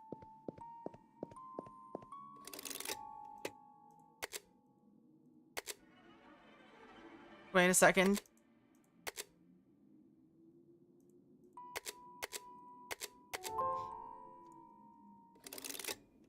Oh, we found an opening.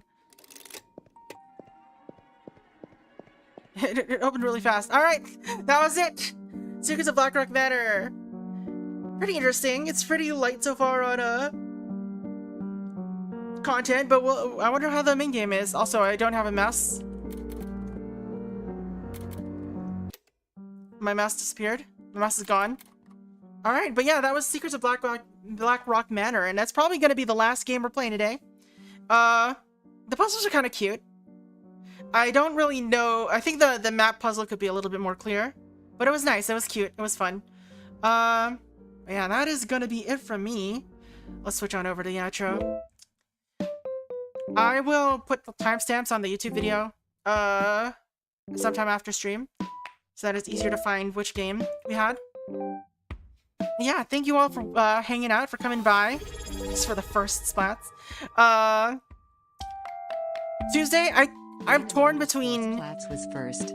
doing the Outer Wilds DLC or playing some more Blueprints. Maybe we'll do Blueprints tomorrow or something like that, and then continue Outer Wilds DLC. We'll see. I haven't really decided yet. But yeah, that is gonna be it from me. If you're on YouTube, go ahead and, you know, I really appreciate it if you commented, at least. I don't really care about likes. You can subscribe if you want, I don't know. Subscribe's for you. But, comments would be nice. I like responding to comments. But yeah, hope you all have a very good one. The rest of us on Twitch are gonna go find somebody to raid. And yeah, that's gonna be it for me, on YouTube. Hope you all have a good night. Later! Bye!